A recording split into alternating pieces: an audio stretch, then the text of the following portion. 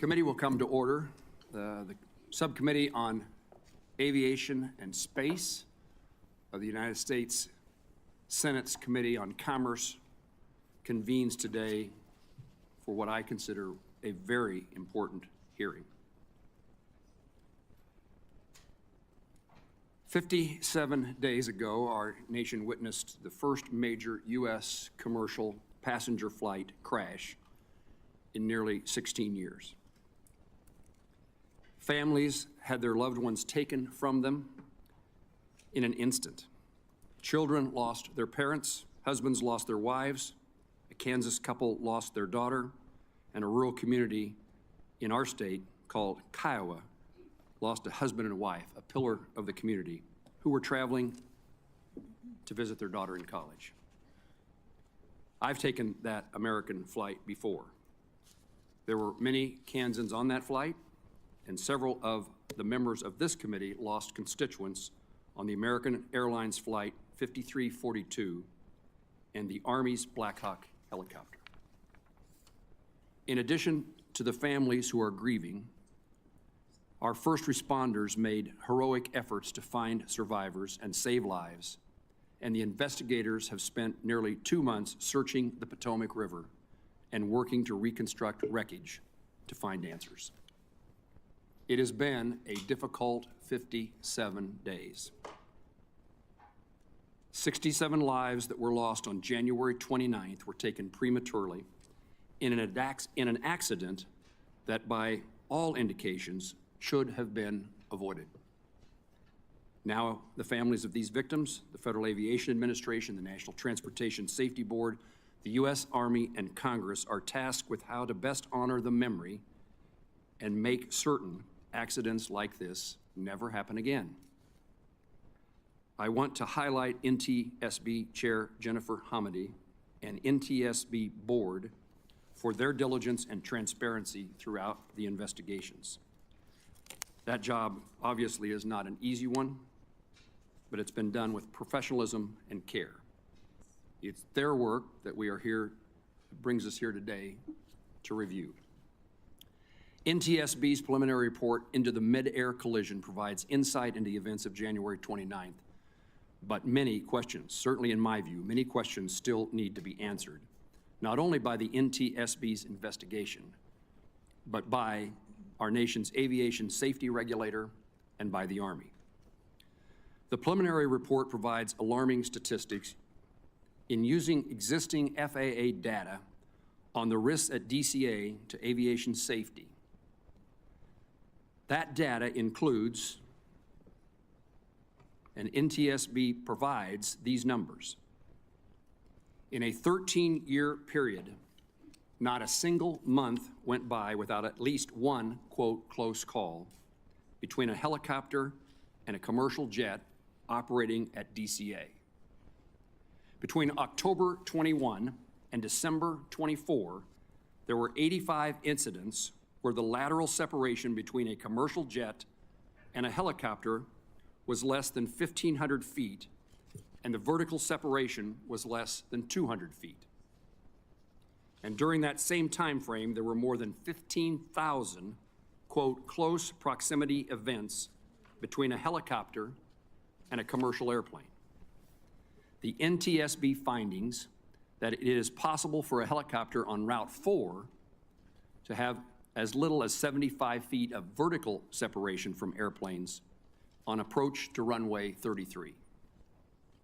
I commend the NTSB for issuing urgent safety recommendations, and I commend the FAA in acting to implement them, particularly the permanent restriction of non-essential helicopter operations at DCA.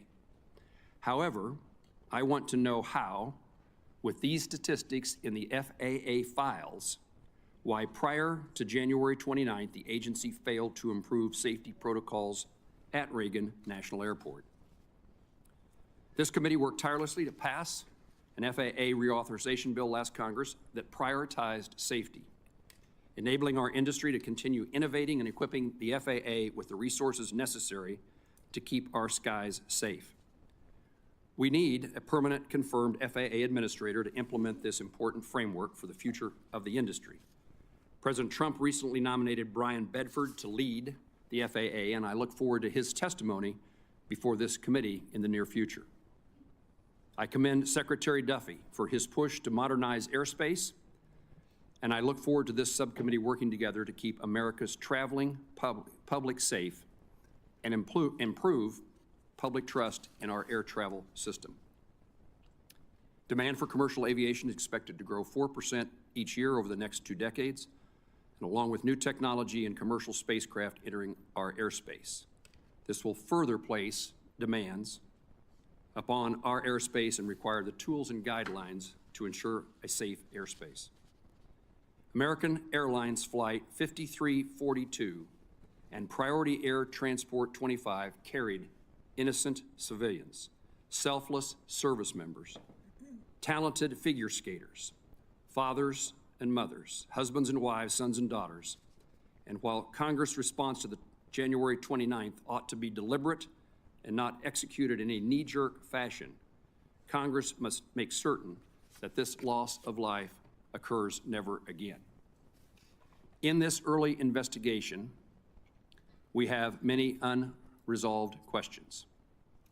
Among those for me is, why was the ADSB out, not transmitting on the Blackhawk? Was it turned off or was there equipment malfunction? Why had precautions not been taken to mitigate the risk of collisions between commercial aircraft and rotor wing near DCA, the statistics I just described? What is the severity of this issue at other airports where combined traffic is also high? What explains the discrepancy between the altitude readings of the crew of the Black Hawk? Why did the Black Hawk's invalid pressure altitude data influence other systems that utilize this source? How the use of night vision goggles may have impacted the Black Hawk helicopter pilot's line of vision? And finally, how should the FAA evaluate combining duties of air traffic controllers? I'm appreciative for our witnesses being here today. I know they each take this circumstance seriously. I'm anxious to hear the discussion that they have with this committee, and the end result should be a better understanding, as well as working to identify and prevent tragedies today and into the future. I now recognize the ranking member of this subcommittee, Senator Duckworth, the senator from Illinois, for her opening remarks. Thank you, Chairman Moran, and thank you for your continued partnership on aviation safety issues. I enjoy being your partner on this subcommittee, and I want to thank both the chairman of the Commerce Committee and the ranking member for your work with us as well. I do want to extend, first and foremost, my condolences to the family members of the victims, some of whom are here with us today, both on the commercial airliner as well as the family members who lost the brave soldiers in the Black Hawk helicopter. These are folks who put on the colors of this great nation, committed themselves to defending this great nation, and were at their duty stations training to protect and defend us as they lost their lives. I also want to thank the first responders and everyone at NTSB for their tireless work to get us the answers that we all are looking for. There's a saying, and as many of you have heard it, our aviation regulations are written in blood. So we have an obligation to the victims to learn what went wrong and prevent a collision like this from ever happening again. As a former Black Hawk pilot myself, and I have flown helicopters out of very congested aircraft at Midway Airport. In fact, I commanded the Midway unit for a number of years. I know how challenging this type of mixed-use airspace can be. But a challenging airspace is no excuse. This should never have happened. This collision was horrendous, and it is heartbreaking. But it was not a surprise. Our alarm bells about potential collisions have been ringing for years. Coming out of the pandemic, we saw a frightening rise in close calls and an erosion of our aviation system's margin of safety. We've known for years that we need more air traffic controllers and more safety technology. The warnings have been clear, and in some cases, right here within this committee, and a bipartisan consensus on the need to upgrade the equipment and the need to train more air traffic controllers. In November 2023, we held a hearing on close calls. NTSB Chair Hamidi testified, citing staffing shortages, fatigue, distraction, deviation from FAA regulations, and a lack of runway safety technology. And she warned, and I quote, The concerning uptick in such incidents is a clear warning sign that the U.S. aviation system is sharply strained. We cannot wait until a fatal accident forces action. We must act before there is a tragedy." End quote. Chairwoman, just sadly predictive of what was going to happen, and you said that in 2023. At the same hearing, the National Air Traffic Controller Association's president told us that staffing shortages were so bad that many air traffic controllers were working mandatory overtime, 6-day work weeks, and 10-hour days. He warned, and I quote, "Over the long term, this will continue to introduce unnecessary risk into the system," end quote. So we passed in a bipartisan way FAA reauthorization bill last year to help rebuild our aviation workforce and make critical investments in safety. The FAA is still implementing that new law, but clearly Congress has more work to do to shore up aviation safety in this great nation. In December of 2024, we held another hearing. The GAO told us that more than 75% of our aging air traffic control systems are unsustainable or potentially unsustainable. The deadly collision at DCA is not the only aviation safety incident so far this year. We've seen deadly crashes in Philadelphia and Alaska, a crash landing in Toronto that miraculously everyone survived, even after the aircraft flipped upside down. Earlier this month, we saw passengers standing on the wing of a 737 aircraft in Denver to escape a fire. And near misses keep happening. In February, a Southwest flight came within 200 feet of colliding with a FlexJet plane at Midway Airport. At such a dangerous time for aviation safety, when we need to bolster our workforce and invest in technology, the last thing we should be doing is making cuts to the FAA. Yet 2 weeks after the DCA crash, the Trump administration began firing hundreds of FAA employees. I say all of this because it is important context we need to keep in mind during today's hearing. We need to understand what happened at DCA, but we also need to understand how this fits into a much larger threat to aviation safety. According to the NTSB, DCA had many close calls in recent years between October 2021 and December 2024. As the chairman has said, there were more than 15,000 instances of commercial aircraft coming close to rotary wing aircraft. 85 of those had a vertical separation of less than 200 feet. And last year, there were also 2 high-profile runway close calls at DCA. NTSB's preliminary report raises several questions. Most notably, how did FAA allow a helicopter route to come within 75 feet of a runway approach? FAA has deconflicted the airspace, but DCA is not the only airport in the country where airplanes and helicopters share congested airspace. Several of us raised this at an earlier briefing, and thankfully, FAA is now evaluating 8 cities where this may also be an issue, including in Chicago. We also need to know more about what helicopter pilots knew about their altitude. Was their equipment working properly? Voice recordings showed the pilot and instructor pilot indicated different altitudes as they approached the Key Bridge, and NTSB determined that some of the altitude information on the helicopter's data recorder was invalid. There are also questions about ADSB. Why was the helicopter not transmitting ADSB out? Do commercial aircraft need to be equipped with ADSB in? How come so many helicopters are allowed exemptions from the ADSB out requirement at DCA? So I look forward to hearing from our witnesses, and I yield back, Chairman. Ranking Member Duckworth, thank you very much for your opening statement. She almost called me the ranking member. I did. There's no reason to apologize. Senator Duckworth was the previous chairman of this subcommittee, and I had a great opportunity to work with her as the ranking member. And I would indicate certainly to Senator Duckworth, but to those in the audience, this is a subcommittee that will set partisanship aside, and we will continue to work closely together to find the answers that we're looking for today, and beyond finding the answers, making certain that changes are made to prevent this tragedy. We are joined by the chairman of the full committee, Senator Cruz, and I now appreciate his presence here and his leadership on this issue from the very beginning, and I now recognize him for his opening statement. Well, thank you, Mr. Chairman, and thank you to the ranking member as well. I want to thank each of the witnesses for being here today, and I want to extend a particular welcome to the family members of the 67 crash victims who are here today for this hearing. I've met with many of you since the crash, and each of you have my very deepest condolences for your unimaginable loss. The crash involving American Airlines Flight 5342 and the Army Black Hawk helicopter was preventable. It didn't have to happen. And I want you to know that I am committed to using the power of this committee to determine if any policy failures led to this crash and making certain that Congress acts to correct them. This accident marks the first time a commercial crash in the United States has led to mass fatalities in over 15 years. While America's national airspace system has kept Americans safe for decades, this critical juncture shows that more action must take place to enhance the safety of our system. The hearing today will examine the factors leading up to the mid-air collision 300 feet above the Potomac River. Whether the Army's practice of disabling ADSB out is a glaring safety concern. Whether the FAA missed warning signs with thousands of instances where helicopters and commercial aircraft at DCA came too close to colliding.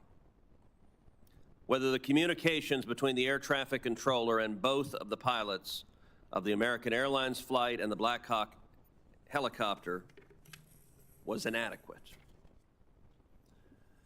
The families of the American Airlines Flight 5342 victims deserve answers. Congress deserves answers. And the American flying public deserves answers to these important questions. The NTSB does terrific work. I'm grateful to Chairman Jennifer Homendy and her team for their thorough investigation of this accident. The preliminary report being discussed today is factual. It does not include analysis, nor does it include findings. It is just one step in what will be a lengthy and ongoing investigation. This committee will closely follow how that investigation proceeds and look forward to the NTSB's full findings. Some actions, however, cannot wait. Aviation safety is dependent on what is called the Swiss cheese model. Each layer of cheese represents a defense against an identified risk, building redundancy into the system to plug holes and prevent accidents. After decades of advancements, the U.S. aviation system has been held up worldwide as the gold standard of safety. The FAA's air traffic organization depends on thousands of talented air traffic controllers, hundreds of millions of dollars in annual investments to sustain technologies used to operate the air system, and billions more invested in technologies and facilities across the system. Even with these significant investments, the air traffic system is failing. Facilities, which are falling apart, are short-staffed, and projections show that the shortages will last for years. Over the weekend, the NOTAM system broke down for a third time in just 2 years. Congress has provided tens of millions of dollars in the past two years to modernize the NOTAM system, and it is broken down already twice this calendar year. President Trump and Secretary Duffy have pledged to take action to improve the air traffic control system. I plan to lead this committee in passing legislation to do the same. We must provide resources for the needed short, medium, and long-term improvements that chart the path to success and sustainment for the air traffic system. Earlier this week, I issued a call to aviation stakeholders for specific ideas to improve the air traffic system. I asked for concrete proposals, taking nothing off the table prematurely to make sure that whatever resources and authorities Congress provides to the administration will make a lasting difference. My proposal will complement the Trump administration's forthcoming plan. What the tragedy of Flight 5342 shows us is that it is never too early to act to improve aviation safety. I want to thank the families of the victims for taking your enormous grief and channeling it into energy, channeling it into advocacy, channeling it into standing up and speaking out for other families flying on other flights, fighting for them so they don't have to endure the grief and loss that each of you is enduring. It is my hope that we can spend the coming months in the wake of this tragedy working seriously to plug safety gaps and to ensure that an accident of this magnitude never happens again. Thank you. Chairman Cruz, thank you for your opening remarks, your leadership today, and your leadership into the future. We now recognize the ranking member of the full committee, the senator from Washington State, Senator Cantwell. Thank you, Chairman Moran. Thank you, Ranking Member Duckworth. Thank you, Full Committee Chairman Cruz. We're here today to examine one of the most devastating accidents in U.S. history. With 67 lives lost on January 29th, we have a responsibility to not only understand what happened, but to fix it so that it never happens again. I want to recognize the families who are here with us today and express my condolences, but also my appreciation for the diligence that you now are demonstrating by being here today. Too much of aviation safety in the last several years have been left to the advocacies of families. We shouldn't have to rely on you. You should be able to mourn your losses.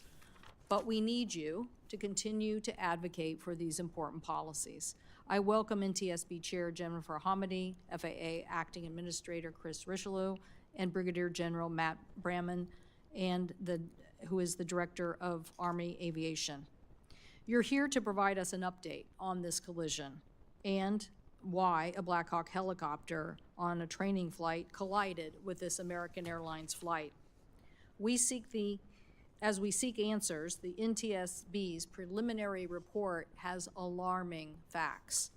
First, in the 3-year period leading up to the collision, commercial airplane and helicopters got within 400 feet of each other on 15,214 occasions, within 200 feet on 85 occasions.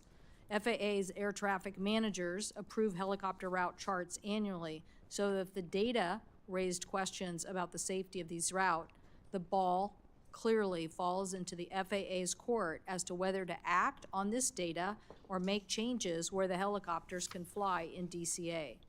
A helicopter at 200 feet would only have 75 vertical feet separation from an airplane approaching on runway 33. These findings reveal a very systemic issue that demand answers from our witnesses today. Acting Administrator Richelieu, I want to know, why did the FAA not act? Why did the FAA not act on 15,000 reports of dangerous proximity? How were these helicopter routes allowed to remain when alarm bells were literally going off in the towers? This lack of oversight must change. The Army Black Hawk helicopter was not transmitting what is known as ADS-B out signal, although we don't know why. What we do know is that the military told our colleagues, House Delegate Eleanor Holmes Norton in 2023, that the military operates 100% of its flights in the National Capital Region without this safety technology, 100% of the time. On March 7th, I wrote Secretary Hegseth about this issue for a response, asking to respond by March 21st. I've still heard nothing back. I do not like this silence. It's deafening. General Bramman, I have questions about these policies, especially given that the FAA's 2019 rule stating that the deactivation of the ADS-B out technology pursuant to an exemption was not to be routine.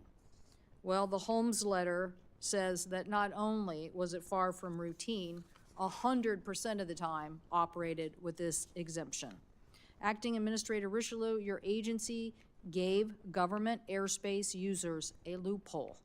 What we want to know now is why this was allowed to continue if we had this data and information. And are there any other agencies that are acting with ADS-B out that we haven't addressed yet? The FAA rule needs to change. Chair Hamady, I will be asking you about ADS-B requirements. In 2010, the FAA said that it was premature to require this kind of equipment on operators. Yet, at the same time the FAA made that decision, just 2 years earlier, you wrote a letter saying, disagreeing with them, but saying that the conclusion stating the, quote, the equipage of aircraft with ADBS out in capacity will provide for an immediate substantial contribution to safety, especially during operations in and around airports. Why did we not listen? 15 years later, commercial aircraft are still not operating with this. If American Airlines regional jet had been equipped with this ADBS in, it would have been able to receive the Blackhawk's transmission, giving it a better intelligence on positioning. Tim Lilly, the father of the pilot from the commercial craft, who he himself is also a Black Hawk helicopter pilot, and his wife, Sherry, spent many years working at Gulfstream. They know a thing or two about aviation. They gave me a list of actions they hope Congress can take to improve safety. Mr. Chairman, we all need to work together on this critical safety legislation. Legislation to close the ADSB out loophole, require more commercial jets to have ADSB in capacity when operating near our nation's busiest airports, and have stronger information sharing between our military and civilian authorities. This isn't just about policy, it is about saving lives.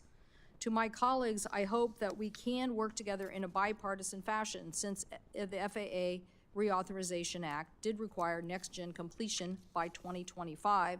We also directed the FAA to develop a plan for accelerating airline equipage with next-gen technologies, and authorized $17 billion through 2028 to modernize and replace the FAA ATC systems and infrastructure.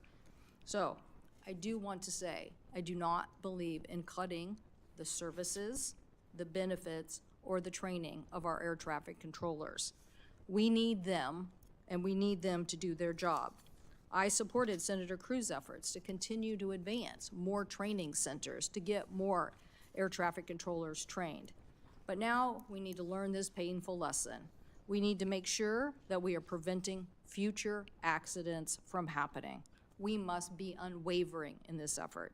Thank you, Mr. Chairman, and I yield back.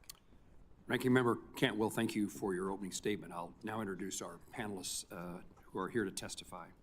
Our first witness is Jennifer, I'm sorry, I should put a title before you. Our first witness is Chairman Jennifer Hamady of the National Transportation Safety Board. The NTSB is an independent federal agency that investigates every civil aviation accident in the United States and significant events in other modes of transportation such as rail, transit, roadway, and pipeline. She has served as the chairwoman since 2021 and is a member of the NTSB board since 2018. Our second witness is Mr. Chris Rochelot, Acting Administrator of the Federal Aviation Administration. Mr. Rochelot has served at the FAA for more than 20 years in multiple roles, including as Deputy Associate Administrator for Aviation Safety. And our third witness is Brigadier General Matthew Brahman, Director of Army Aviation for the headquarters of the Department of the Army. Throughout his service, General Brahman has deployed over 36 months supporting overseas contingency operations. And I thank you, General, for your service. I now recognize Chairman Jennifer Hamady to deliver her opening statement. Thank you, Chairman Moran, Ranking Member Duckworth, Chairman Cruz, Ranking Member Cantwell, and members of the subcommittee for the opportunity to provide you with an update on our investigation of the mid-air collision that occurred over the Potomac River near Reagan National Airport on January 29th. The NTSB knows tragedy all too well. We experience it every day, which is why we fight so hard for safety. Yesterday, we remembered the 6 lives lost during the collapse of the Key Bridge in Baltimore a year ago.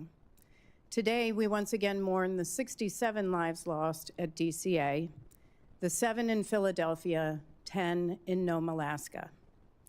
We often talk about safety in terms of numbers. Did accidents, fatalities go up or down? It's important that we remember today that those who died at DCA and in other accidents we investigate aren't numbers.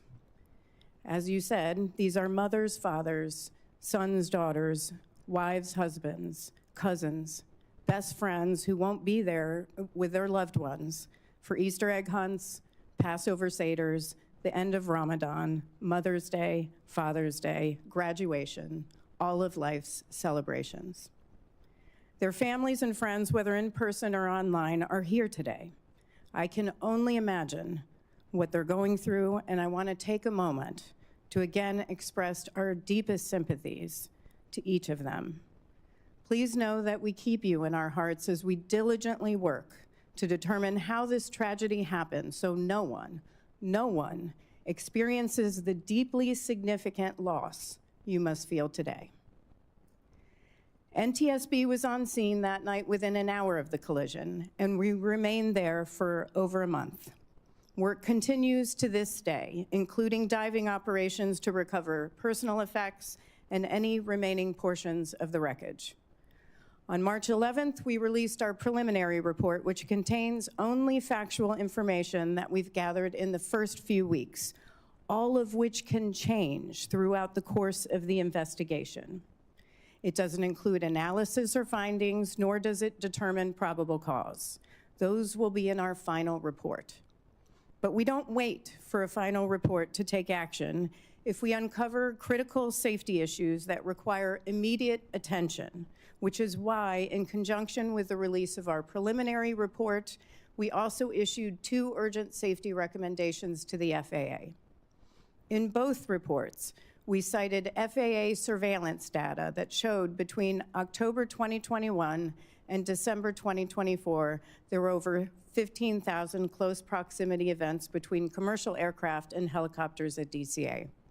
In reviewing that and other data, including airport operations and established helicopter routes, we determined that the separation distances between helicopter traffic operating on Route 4 and aircraft using runways 15 and 33 are insufficient and pose an intolerable risk to aviation safety.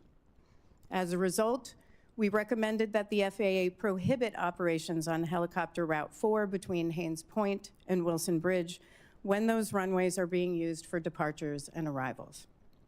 We also recommended that the FAA designate an alternative helicopter route that can be used to facilitate travel between Haynes Point and the Wilson Bridge when that segment of Route 4 is closed. I want to commend Secretary Duffy for his swift acceptance of our recommendations. The Secretary and the Acting Administrator and the General have been tremendous partners throughout the course of this investigation, and I want to thank them for their commitment to safety. I know we're all searching for answers, the right safety solutions. But the NTSB is the gold standard for accident investigations for a reason.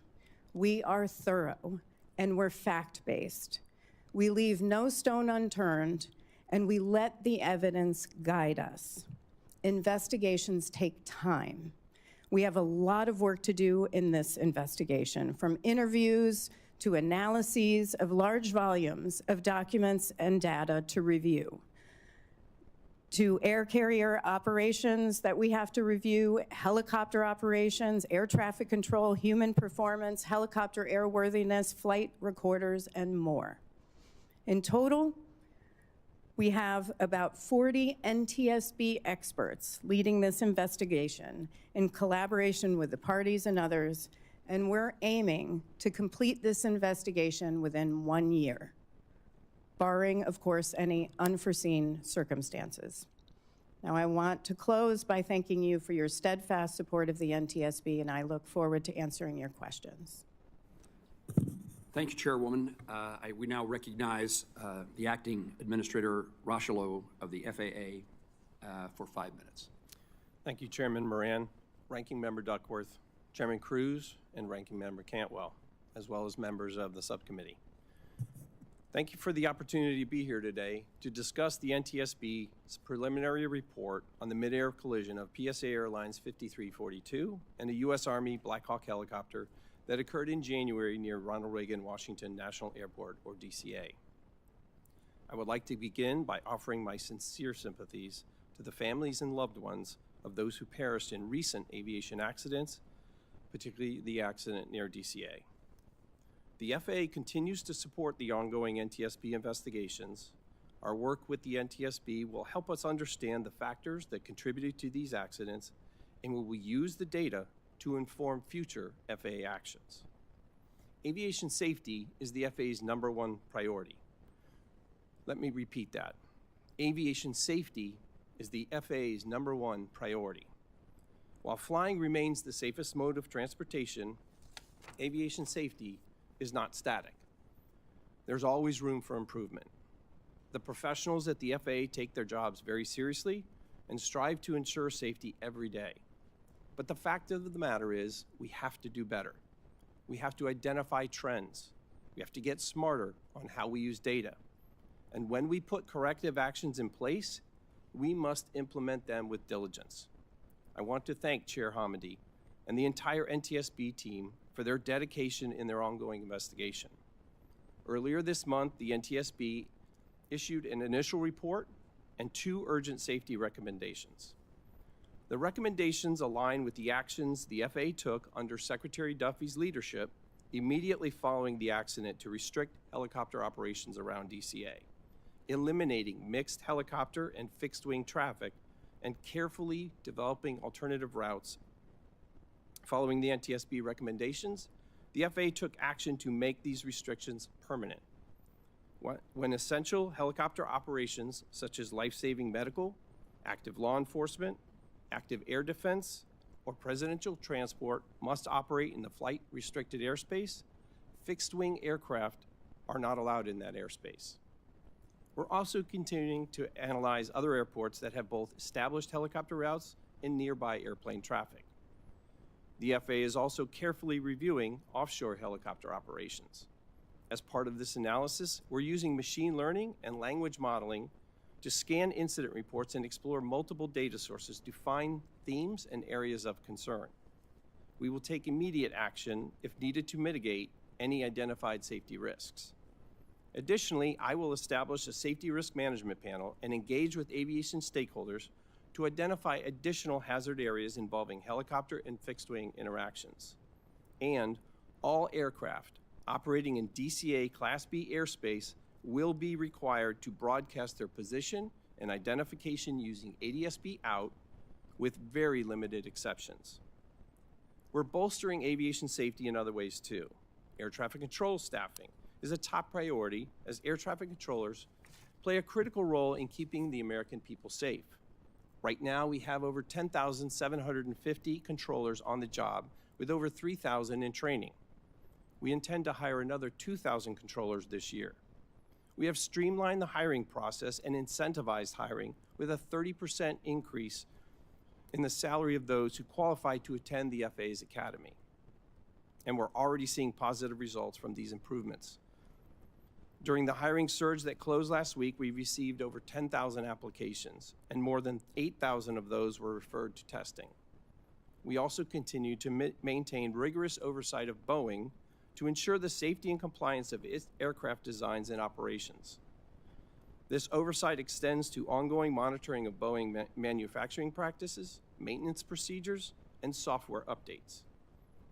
We're working closely with Boeing to address any safety concerns and to ensure that all required modifications and improvements are made to meet the highest safety standards. We have a strong foundation at the FAA, and we're going to make our agency even stronger. We are refocusing our energy and directing all of our resources to safety, and will continue to recruit, train, and retain the best and brightest for the FAA team. I thank you for the opportunity to testify today. I also thank President Trump and Secretary Duffy for putting their faith in me to lead the FAA during this time. The work we do at the FAA isn't easy, but it's vitally important to the American people, and I'm proud to once again be part of the FAA team. I look forward to your questions. Thank you, sir. Recognize Brigadier General Matthew Brayman for his testimony. Thank you, Chairman Moran, Ranking Member Duckworth, Chairman Cruz, and Ranking Member Cantwell, and distinguished members of the committee. I appreciate the opportunity to come here before you today to speak about the mid-air collision that occurred between an Army Black Hawk helicopter with the call sign PAT-25 and American Airlines Flight 5342. First and foremost, on behalf of Army senior leaders and all of our soldiers, I want to pass my continued condolences to all those that are affected by this tragedy. I want to thank the professional work of our first responders and the federal, state, and local agencies that responded within minutes to the crash site and aided in the recovery. I want to thank Chairman Hamady and the NTSB for conducting a thorough investigation, facilitating a close and transparent relationship with the Army as we conduct our parallel investigations. The NTSB remains lead in the investigation, so I can't offer facts and recommendations at this time, but I can offer an Army perspective on the preliminary report and provide clarifying information on Army helicopter operations, and certainly can do that here in the Washington, D.C. area. For context, Pat 25's unit, the 12th Aviation Battalion, falls under the Army Aviation Brigade, or referred to as the TAB. And that unit has the mission to provide continuous, responsive aviation support to senior military and government leaders to enable continuity of government operations and defense support to civil authorities. The TAB is one of dozens of organizations, both civilian and military, that operates helicopters in the D.C. area. Our aircraft continue to meet all requirements to operate in the national airspace, in Class B airspace, and the helicopter routes in Washington, D.C., and they operate under positive control of flight services when within 30 nautical miles of DCA. Pat 25 was operating out of Davison Army Airfield at Fort Belvoir. The crew of 3 were fully qualified to fly in the local area. The pilot in command, CW2 Andrew Eves, was an instructor pilot. The co-pilot, Captain Rebecca Lobach, was a qualified pilot in command as well, and the crew chief, Staff Sergeant Ryan O'Hara, was a standardization flight instructor. The night of 29 January, Pat 25 was conducting an annual proficiency and readiness test, or APART. And as part of that flight, was approved to operate at contingency locations associated with their directed mission. This has led to questions as to whether Pat 25 was transmitting automatic dependent surveillance broadcast out, or ADSB out. The specific status of both its operation and functionality is something that is under the investigation of the NTSB. The crew, however, was approved to operate with that capability off in accordance with Army policy. The aircraft transponder, however, was active with Mode 3 Alpha Charlie and Mode S when within the Class B airspace, and was emitting all the required information to allow air traffic services and traffic collision avoidance systems to detect and track the aircraft. Army policy does not permit transponder off operations in the national airspace. They do not permit transponder off operations. There is certainly no shortage of speculation on potential causes of the accident. I understand well the desire for answers. As the Director of Army Aviation and a senior Army aviator, there is nothing more important to me than the capability, proficiency, and safety of our air crews and those whom they transport and support in defense of this nation. And I'm also personally invested in the safety of our commercial aviation enterprise, as I live with an airline pilot, and her safety and the safety of her passengers is paramount to me as well, which is why it is essential that we see this investigation through to its fruition so we can have well-informed, facts-based conclusions to make desired change when needed. But where prudent, the Army is not waiting to take action. Immediately after the accident, the 12th Aviation Battalion paused all operations. They've only recently resumed flights and only outside the 7 nautical mile radius of DCA, with the exception of flights directly supporting the Secretary of Defense and the Chairman of the Joint Chiefs, and that remains true today. The Army continues to fully comply with all FAA restrictions on helicopter traffic over the Potomac River near DCA. The Army is actively participating, along with other military services and agencies, with an FAA-led working group to redesign the Route 4 helicopter corridor as recommended by the NTSB in its preliminary report. We've also issued interim guidance to elevate the approval authority to operate ADSB off. The Army is fully committed to a transparent and collaborative review of the events of 29 January and of all operations in the vicinity of DCA. We support any and all efforts to ensure a tragedy such as this never occurs again. Thank you for the opportunity to appear before this committee, and I look forward to answering your questions. Thank you, General. Let me begin by asking witnesses questions, and then we'll alternate between Republicans and Democrats based upon time of arrival after the leadership of the committee has their opportunity to ask their questions. Chair Hamady, let me begin with you. First of all, I am interested in learning about the occurrences that have been described. I described in my opening statement about near misses and occurrences, TCAS advisories that occurred on numerous occasions over a long period of time. And what I hope you, and I will ask the administrator of the FAA these questions, but I would like to know, what did people know? When did they know it? And why didn't someone do something about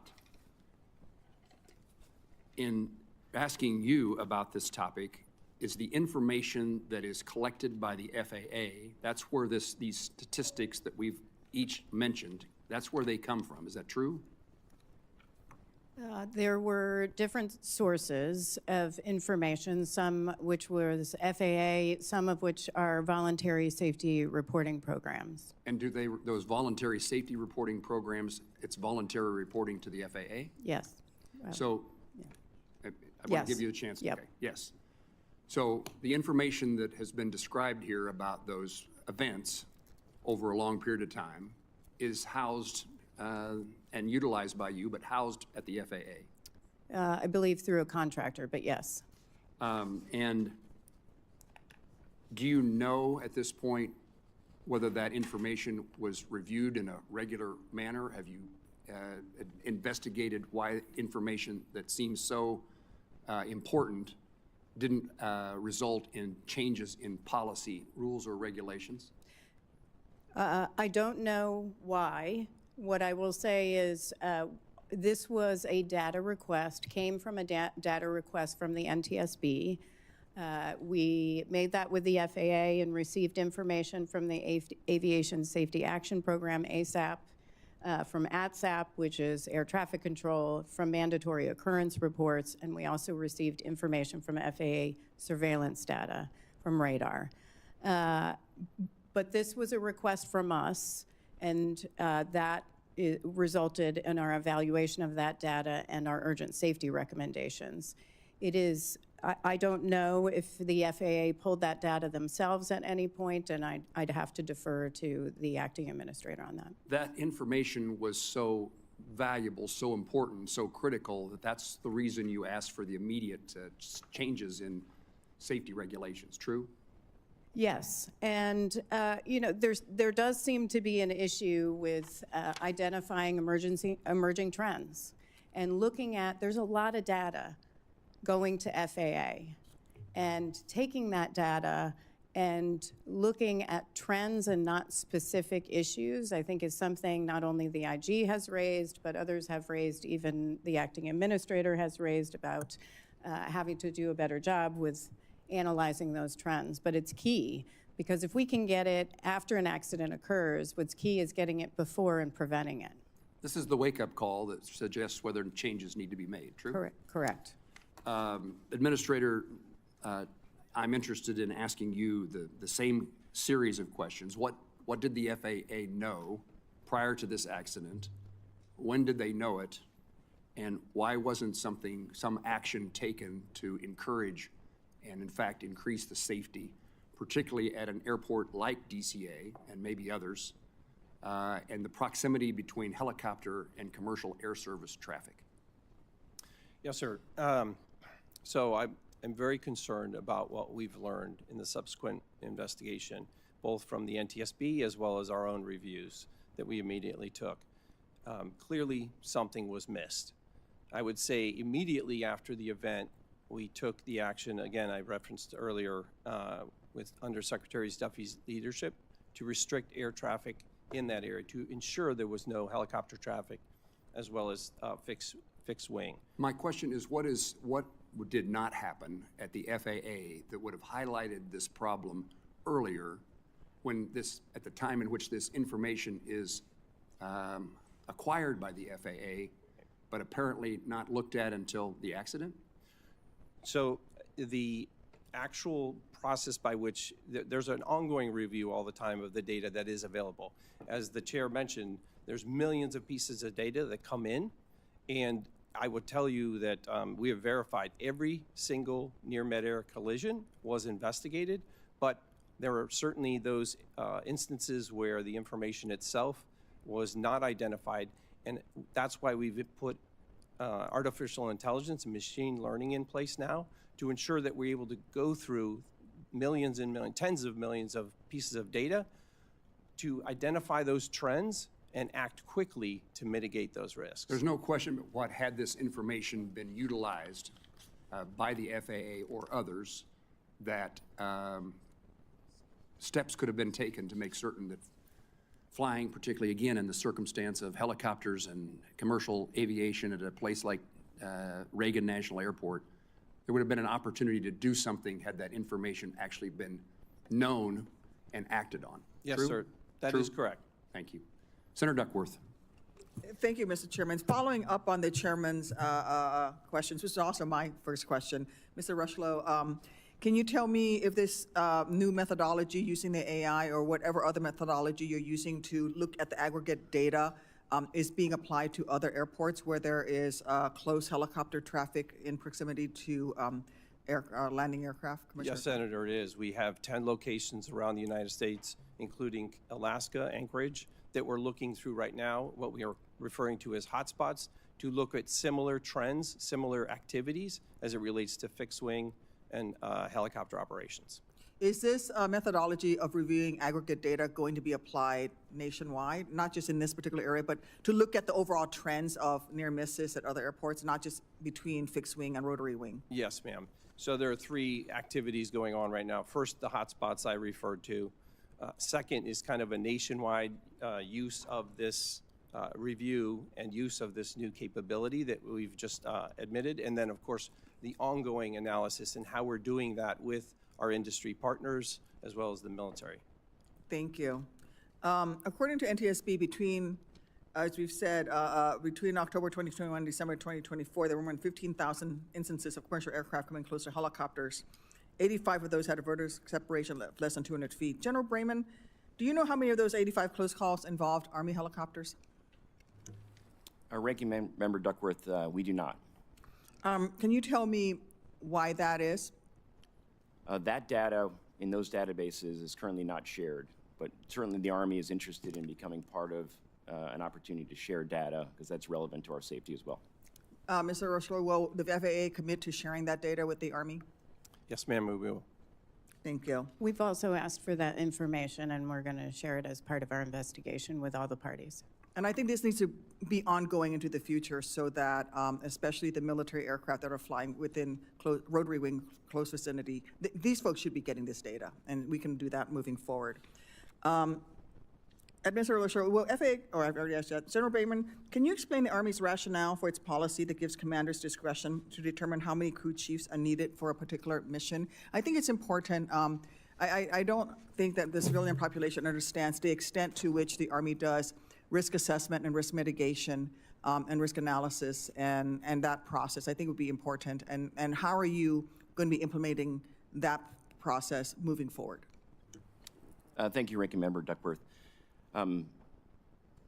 I realize that I have broad authority as the Army aviation regulation proponent to direct how every aircraft and every operator conducts their mission.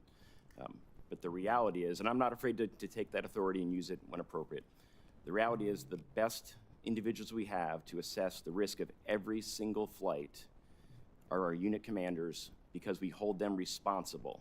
They have the authority, the responsibility, and we hold them responsible to take any mission that they authorize, look at the factors involved, understand the people assigned to their organization, and adapt that crew to meet those requirements.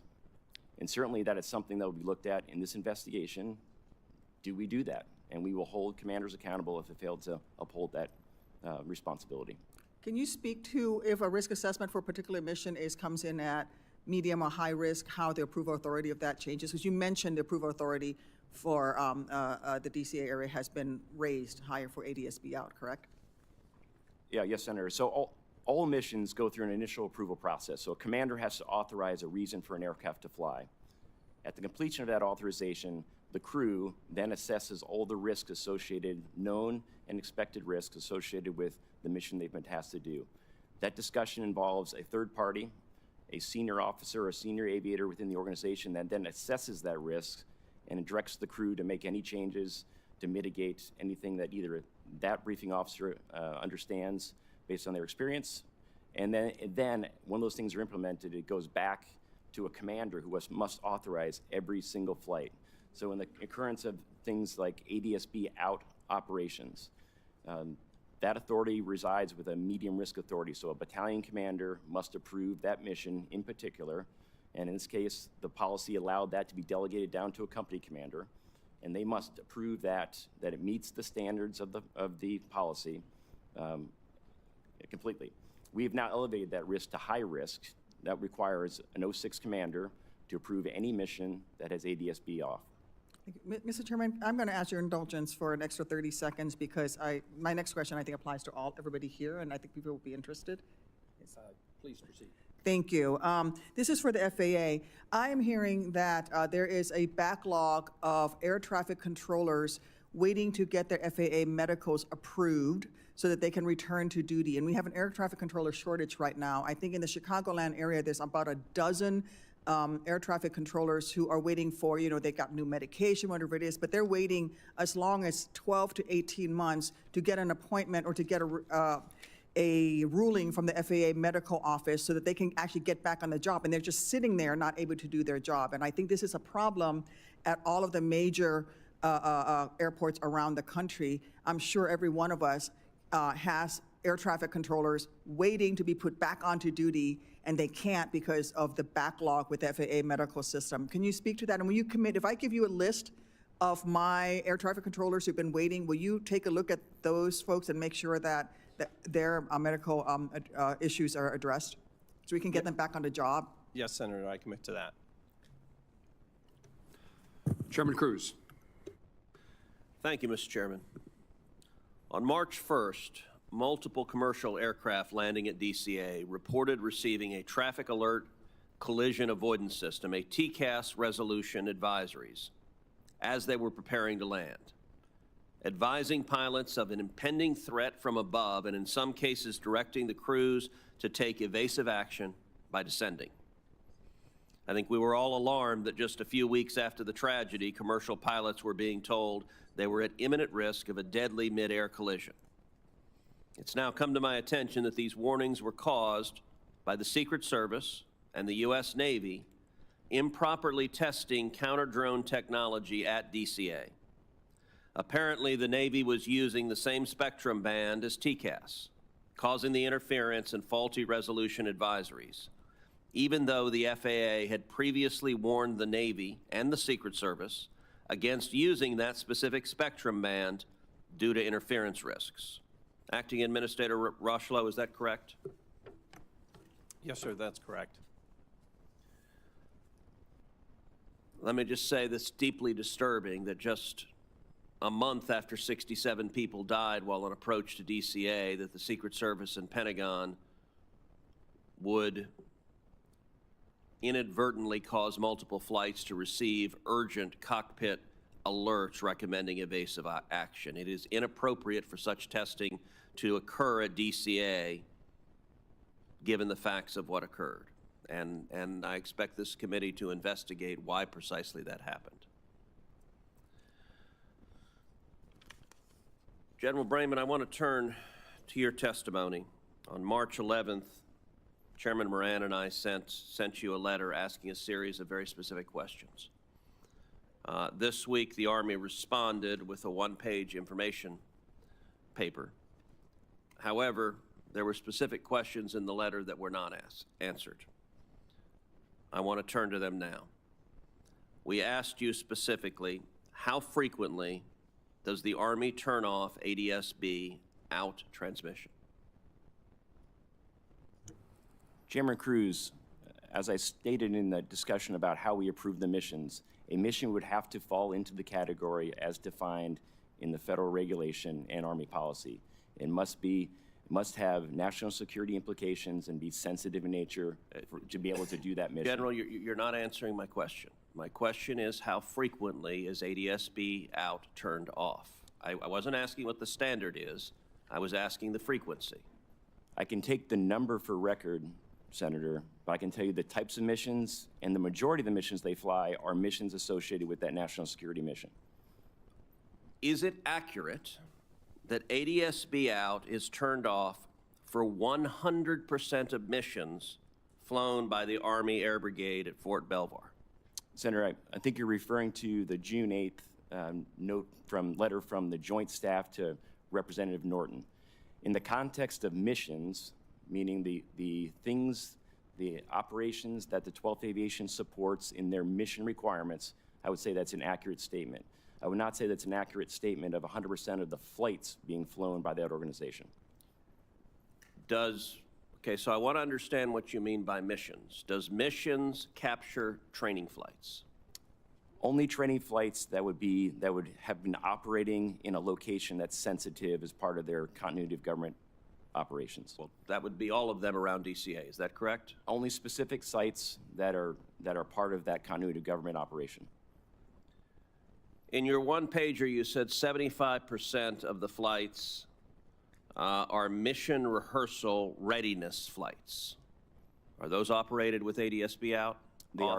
They are, Senator, yes. So right now, today, the Army is flying helicopters in and around DCA Airport with ADSB out turned off. Is that correct? When conducting their NORTHCOM directed mission, that is correct. I have to say I find that shocking and deeply unacceptable. And I want to encourage the Army right now to revisit that policy and to revisit that policy today. And I can tell you, if the Army chooses not to, I have a high level of confidence that Congress will pass legislation mandating that you revisit the policy. If today another accident occurs over DCA with another helicopter that had ADSB out turned off, the Army will have very direct responsibility for that.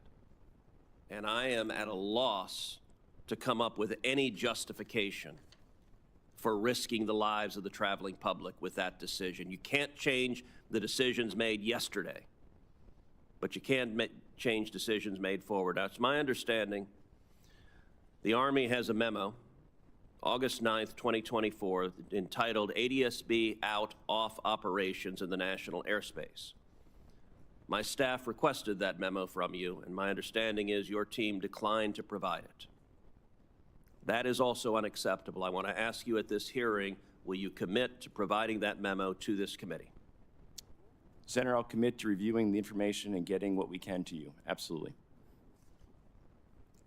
That answer needs to be a yes, that you will provide that memo to this committee.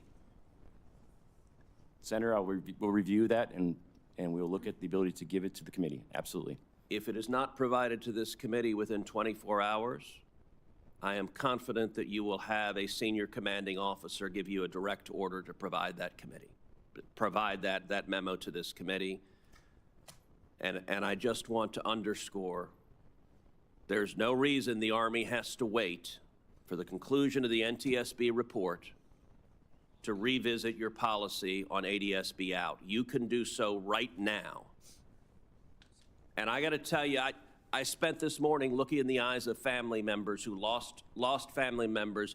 I don't know how I would do it tomorrow to another room of family members who lost loved ones because yet another helicopter was flying with ADSB out. And so I cannot urge you more strongly, change that policy right now. Senator Cantwell.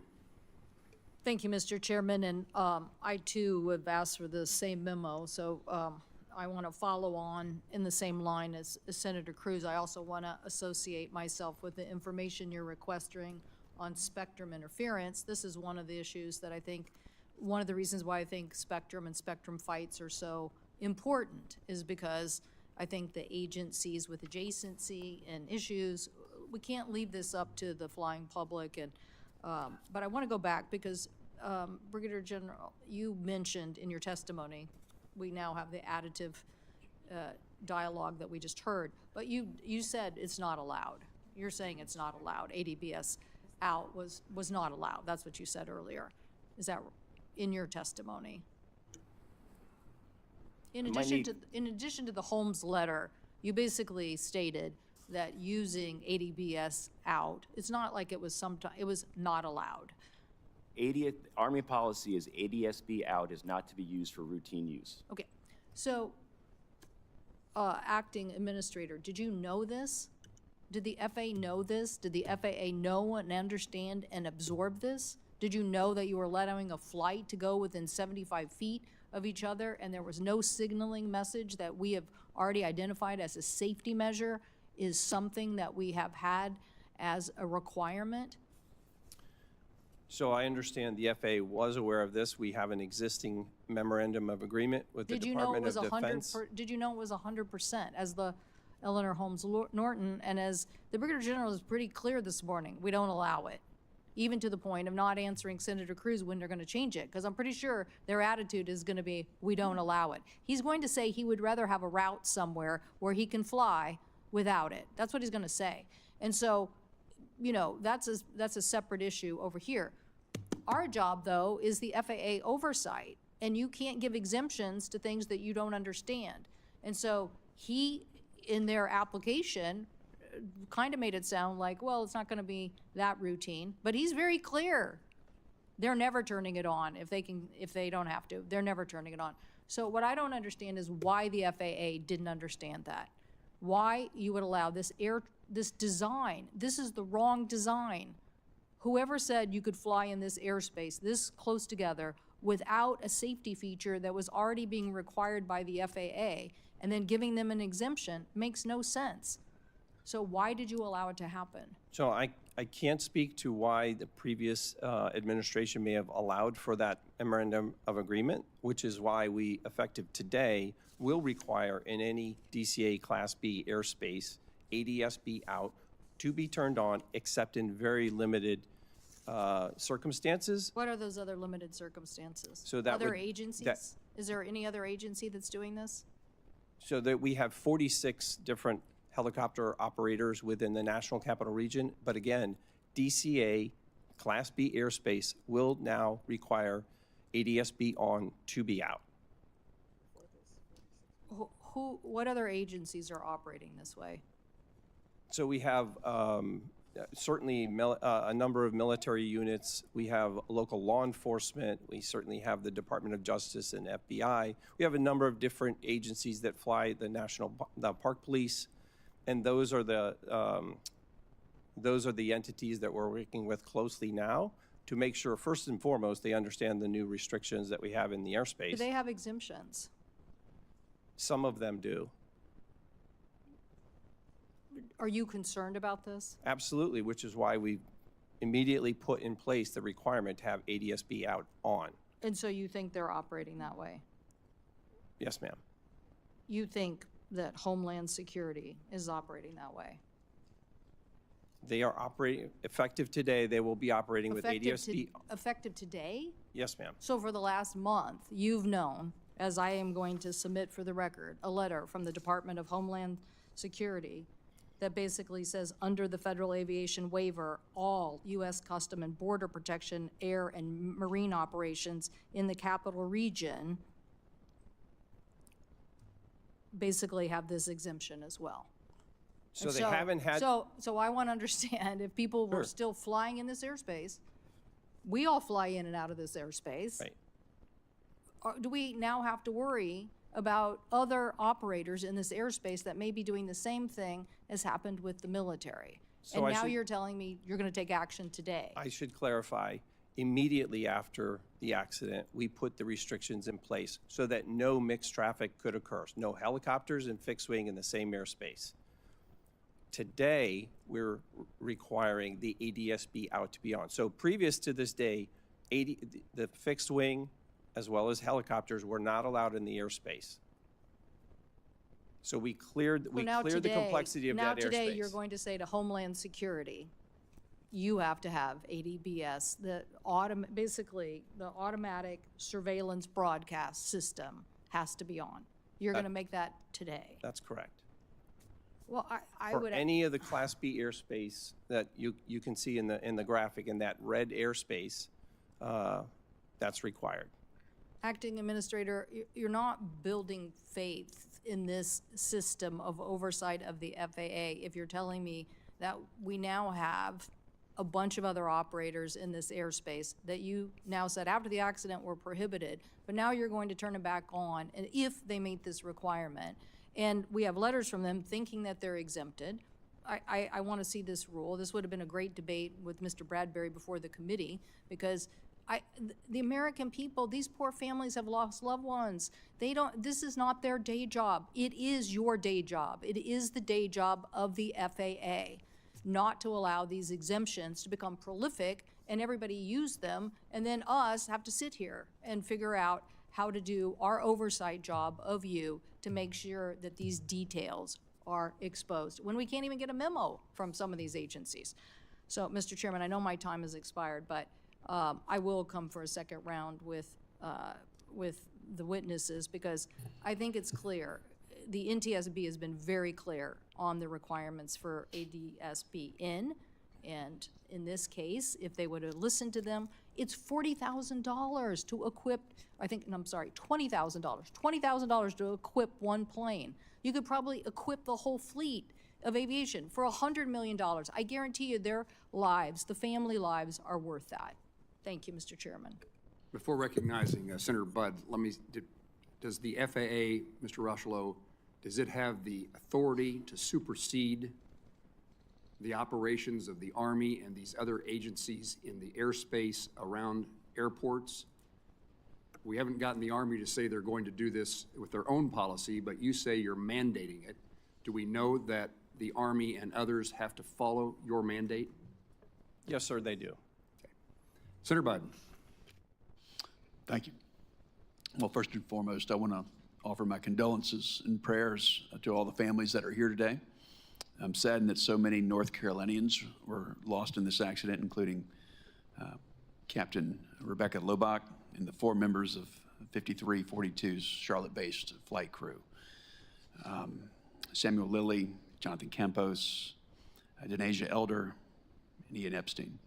Senator Moran, I'm sorry for the loss of so many Kansans as well in this incident, and I want to thank you for organizing this hearing. Chair Hominy, thanks for your work so far. On page 9 of the preliminary report, it states that the MPFR, the multi-purpose flight recorder's reading for pressure altitude, conflicted with other altitudes readings. Ultimately, this conflict led your team to invalidate the pressure altitude reading provided by the recorder. Can you provide any details on the differing altitude readings? And do you have any update on whether this conflicting data was limited to the MPFR, or if that was provided to the flight crew and perhaps was a confusing factor? We are still looking into that and doing some testing. What I will say is the pressure altitude was determined invalid on the Black Hawk because we would expect that to be somewhat similar to the CRJ, but it was much lower. So we determined that that was invalid and it couldn't be used to calculate the barometric altitude. We would need 2 sets of data, which is pressure altitude and barometric pressure setting. We had the pressure setting. We don't have the pressure pressure altitude data for that. So we can't, we were not able to determine from that what the barometric altitude was of the Black Hawk. However, we are looking at other data. Okay, thank you. General Brahman, Pat 25 was operating out of Davison Army Airfield on a pilot annual standardization mission at the time of the collision. Given the concentration of senior military and civilian officials surrounding DCA, how vital are these missions to readiness for continuity of government operations? Senator, they're extremely vital. To go back to Senator Cruz's question about how many flights are done, 75% of the missions flown by the 12th Aviation Battalion are in direct support of the continuity of government rehearsals, exercises, and making sure crews are familiar with how to get that mission accomplished. And they stand ready every single day in a 15-minute alert you. string to do that mission. Thank you, General. Can the Army continue to fulfill its priority air missions, air transport missions, without access to Route 1 and Route 4? The Army is certainly, the fact that we're in the working groups will allow us to help influence routing that will allow us to continue to do that mission. I'm confident we can do that. Thank you. Chair Hamady again. In your view, is a permanent closure of Route 4 the only solution that allows for continued operations of both rotary and fixed-wing aircraft around DCA? And it's permanent closure when runways 15 and runway 33 are in use. That was our recommendation to the FAA. Thank you. Yep. Administrator Rocheleau, the aviation investigation report from the NTSB shows that the separation between an aircraft on approach to runway 33 would have a mere 75 feet of separation from a helicopter operating on Route 4 and hugging the shoreline of the east bank of the Potomac. Was the FAA aware of this conflict prior to January 29th? And given the insufficient vertical separation that we're talking about, was the FAA relying solely on controllers in the DCA tower to deconflict the approach to runway 33? So the FAA was aware of the design of that airspace in advance of December 29th. I would say that's one of the reasons why we immediately restricted that airspace after the incident to review the circumstances around the airspace itself. In addition to that, it's one of the reasons why we are looking at hotspots or mixed traffic areas around the nation, whether that's Boston, Dallas, LA, and Anchorage. Thank you, Chairman. Senator, can I? Please. There is a DC helicopter working group that we have been trying to figure out who is part of the working group and get minutes and get documents from that working group to see what information was shared and what was discussed over the years. We have not been able to attain that yet, and I hope we can from FAA and others. Are you a part of that working group? We are not part of that working group. But you have access to it, and they are willing to provide what they find. We have requested information. We have not even been able to identify who is part of the working group firmly and get documents as part of that working group. We've requested all of that information because we do want to evaluate what was discussed. We're also going to interview the FAA cartographers on how this route was mapped because that 75 feet is max. That is the maximum. It goes down from there as the glide slope comes down to, as commercial aircraft approach runway 33. Thank you. So let me see if I can help Senator Hamady, Chairman Hamady. That's a very hard job, no. You are very good at public relations with senators, that we recognize the challenges you face. So do either one of you belong to this working group? Does the Army or the FAA participate? And can you answer that so the NTSB can pursue information? I mean, the FAA, it's the FAA's working group. It's the FAA's working group. All right. Mr. Rocheleau, what's the problem? I'm happy to work with the chair. We've been working extremely closely together on this investigation, and I'm happy to work with the chair and understand why she hasn't received that information and make sure we follow up on that. Can you think of any reason that NTSB shouldn't be a part of that information? Share Off that? the top of my head, I can't. I don't know why they would be restricted in that, and I certainly will talk to my folks when we get back. Thank you. Yes, sir. Chairman, should we ask is the Army part of this working group as well? The Army is part of the working group. Yes, Senator. There are apparently 17 entities that are part of the working group. We just haven't been able to verify who all the entities are. Surely the FAA is in charge, and they can help you. Surely I would have been happy to understand that before today and work General, with you the know any chair. reasons that the working group's efforts can't be known by NTSB? Absolutely not. Thank you. Let me follow up. Mr. Rocheleau indicated that the FAA does have the authority to require ATSB out. Do you agree with that assessment that the FAA can make this decision, and if you don't follow the FAA policies, then you're precluded from the airspace? Chairman, The Army operates 100% under FAA authority. Very good. And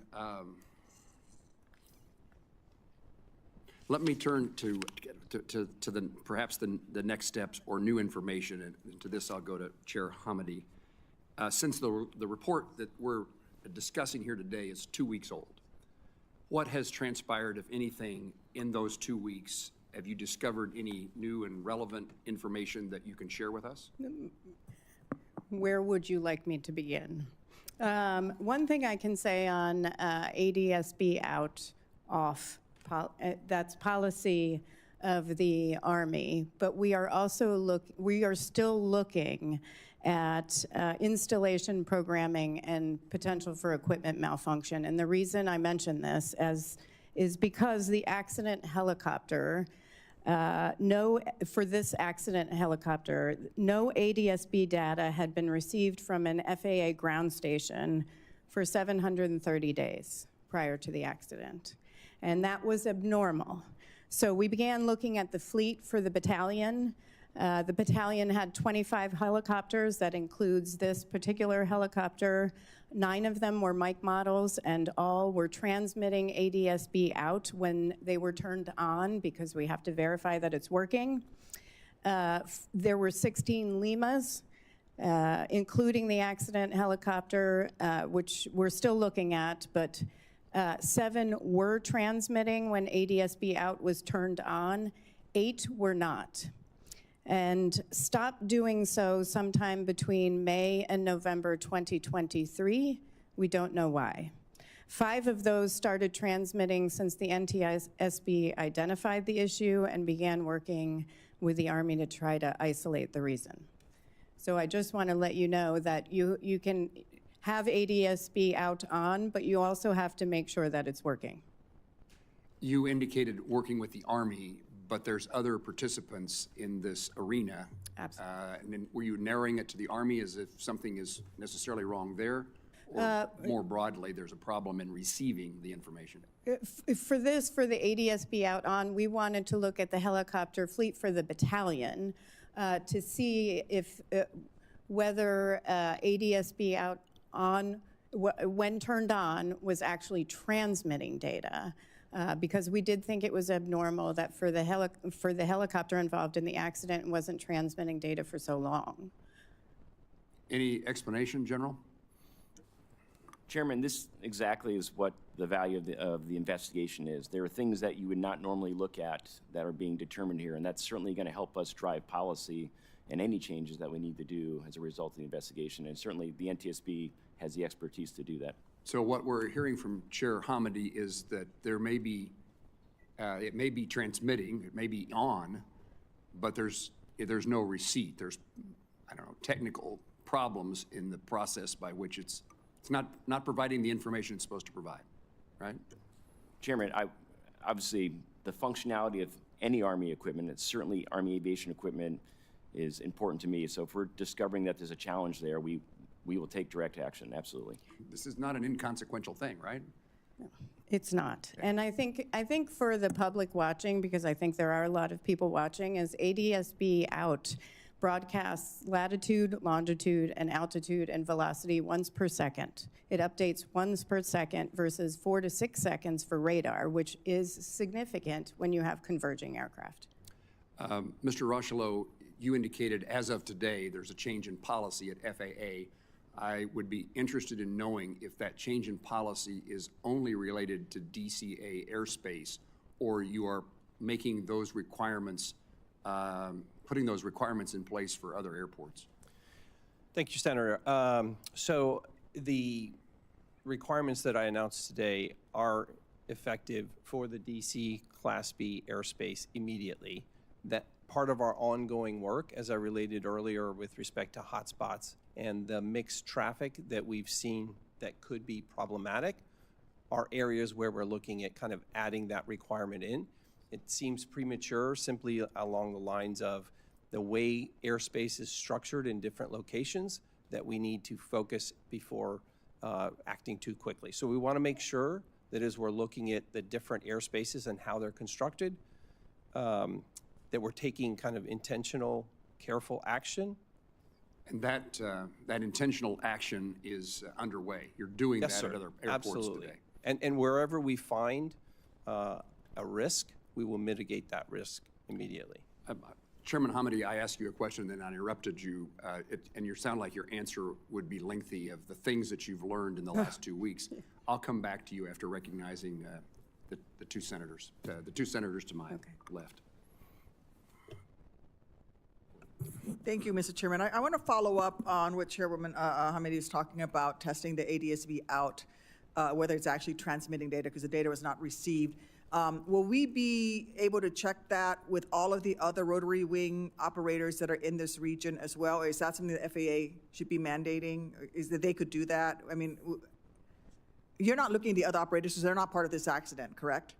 So then my question for Mr. Rushlow is, will you be directing, will the FAA be directing all of the other helicopter operators, whether it's Homeland Security, local law enforcement, who have this exemption to ADSB out, will you be directing that they actually test their equipment to make sure that it is actually transmitting the data that can be received? Yes, Senator, I think that's part of our ongoing work in the collaboration between those operators and how we make sure they, first and foremost, understand the requirement, and second, that their equipment is functional. Okay, thank you. I wanted to also follow up on my earlier questioning about the FAA's air traffic controller workforce. I had mentioned, you had committed to looking at the list of names I gave you, that I will be giving you for the air traffic controllers who are waiting for medical review. I would like for you I'd like for you to commit to reporting back to me and writing about how many controllers around the country are waiting for medical clearances so that they can return to work, and what the FAA is doing to make sure these medical reviews are happening in a timely manner. I will commit to that. Thank you. In the race to hire more air traffic controllers, and then the staffing was adequate on that evening, but we could have used more air traffic controllers, obviously. And in the race to hire more air traffic controllers, I want to make sure the FAA does not lower your long-standing high standards for air traffic controllers. There could be a temptation to sacrifice effectiveness for efficiency, but the FAA must stick to its stringent standards to protect safety. Can you assure this committee that as the administration works to hire more air traffic controllers, you will not in any way lower the high standards that is currently required for individuals to become certified air traffic controllers? And there's plenty of places, a lot of them are in actually Kansas, that have the expertise to help us train air traffic controllers, as long as we keep those high standards. 100%. Part of our ongoing activity to surge in air traffic controller hiring is to look for the best and the brightest, and that's exactly what we're going to continue to do. Thank you. You're back, Mr. Chair. To follow up on Senator Duckworth, you should look to Kansas, and we welcome you. I'm going to turn to Senator Schmidt in just 1 second. General, the senator from Illinois was asking about routine maintenance and determining whether equipment is working. You have a standard in place that what Chairwoman Hamady said. It doesn't make sense to me that you wouldn't know there were problems with the transmission or the equipment. Do you have a protocol in place and that equipment inspected on a continuing basis? Certainly, Chairman, with general aviation operations, we have protocols for the status of aircraft. I will have to get back to you and take it for the record on what the protocol is to ensure that ADSB out transmissions outside of the aircraft are being received. It's something I'll have to look on. How do we do that? And whether protocol is being followed? Absolutely. Thank you. Senator Schmidt. Thank you, Mr. Chairman. And my friend from Illinois would agree. I certainly don't want to see us reduce standards. I guess, and following in that same spirit, with Mr. Rochlow, can you commit that no hiring decisions will be made based on race? Yes, sir. Again, we're looking for the best and the brightest, and we're prioritizing those who are best qualified. Because as you know, there's a lawsuit by about 1,000 folks who are claiming that they didn't get a job because of their race, the FAA. We're all about Yep. making sure the best and the brightest are there, and we do that through a Great to testing hear. mechanism. That's great to hear. I did want to ask, General, and again, I apologize if this has been asked before. they're running us in and out of here, different committee hearings, armed services. I did want to ask, this was a very strong crew in the Black Hawk. Is it typical, or I guess, is it a problem? Is it typical and is it a problem to have someone who was a lower rank as the, and this is my understanding, that the evaluator was a lower rank than the pilot? Is that a typical situation? Is that problematic? Is that not a problem? Do you think it contributed in any way? I just wanted to get your assessment. Thank you, Senator, for the question. It is extremely typical in Army aviation because the preponderance of our force are our warrant officers, and they are professional aviators. That's what they do for their entire career. And so they are our instructor pilots, our maintenance test pilots, our safety officers, and our commissioned officers fill roles of leadership within the organization. So it's a very routine to have a senior member being evaluated by a junior member. Okay, so I'm sure you've gone through this analysis, and I just feel like in the spirit of making sure we're getting this right moving forward, that you don't think there's a systemic problem associated with maybe somebody with a lower rank saying something to somebody of a higher rank in those kind of situations. You've went through that analysis, I'm assuming? Absolutely, and that is certainly the personalities of crew members and capabilities is something that is considered in that risk brief process for every single flight. Is it the right crew? Is the crew mixed properly? Commanders would know if there's issues with simple as they don't get along, and commanders would take that into account before approving any flight.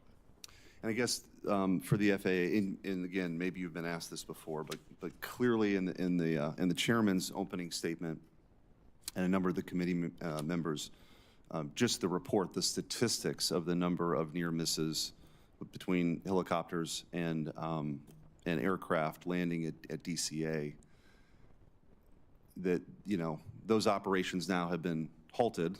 Can you just explain to the American people why that didn't happen before? So, again, I'll say that the reports that were come in previously were certainly analyzed, but something was missed, and since that time, we've been using new tools available to us, to artificial intelligence, machine learning, to be able to scan the tens of millions of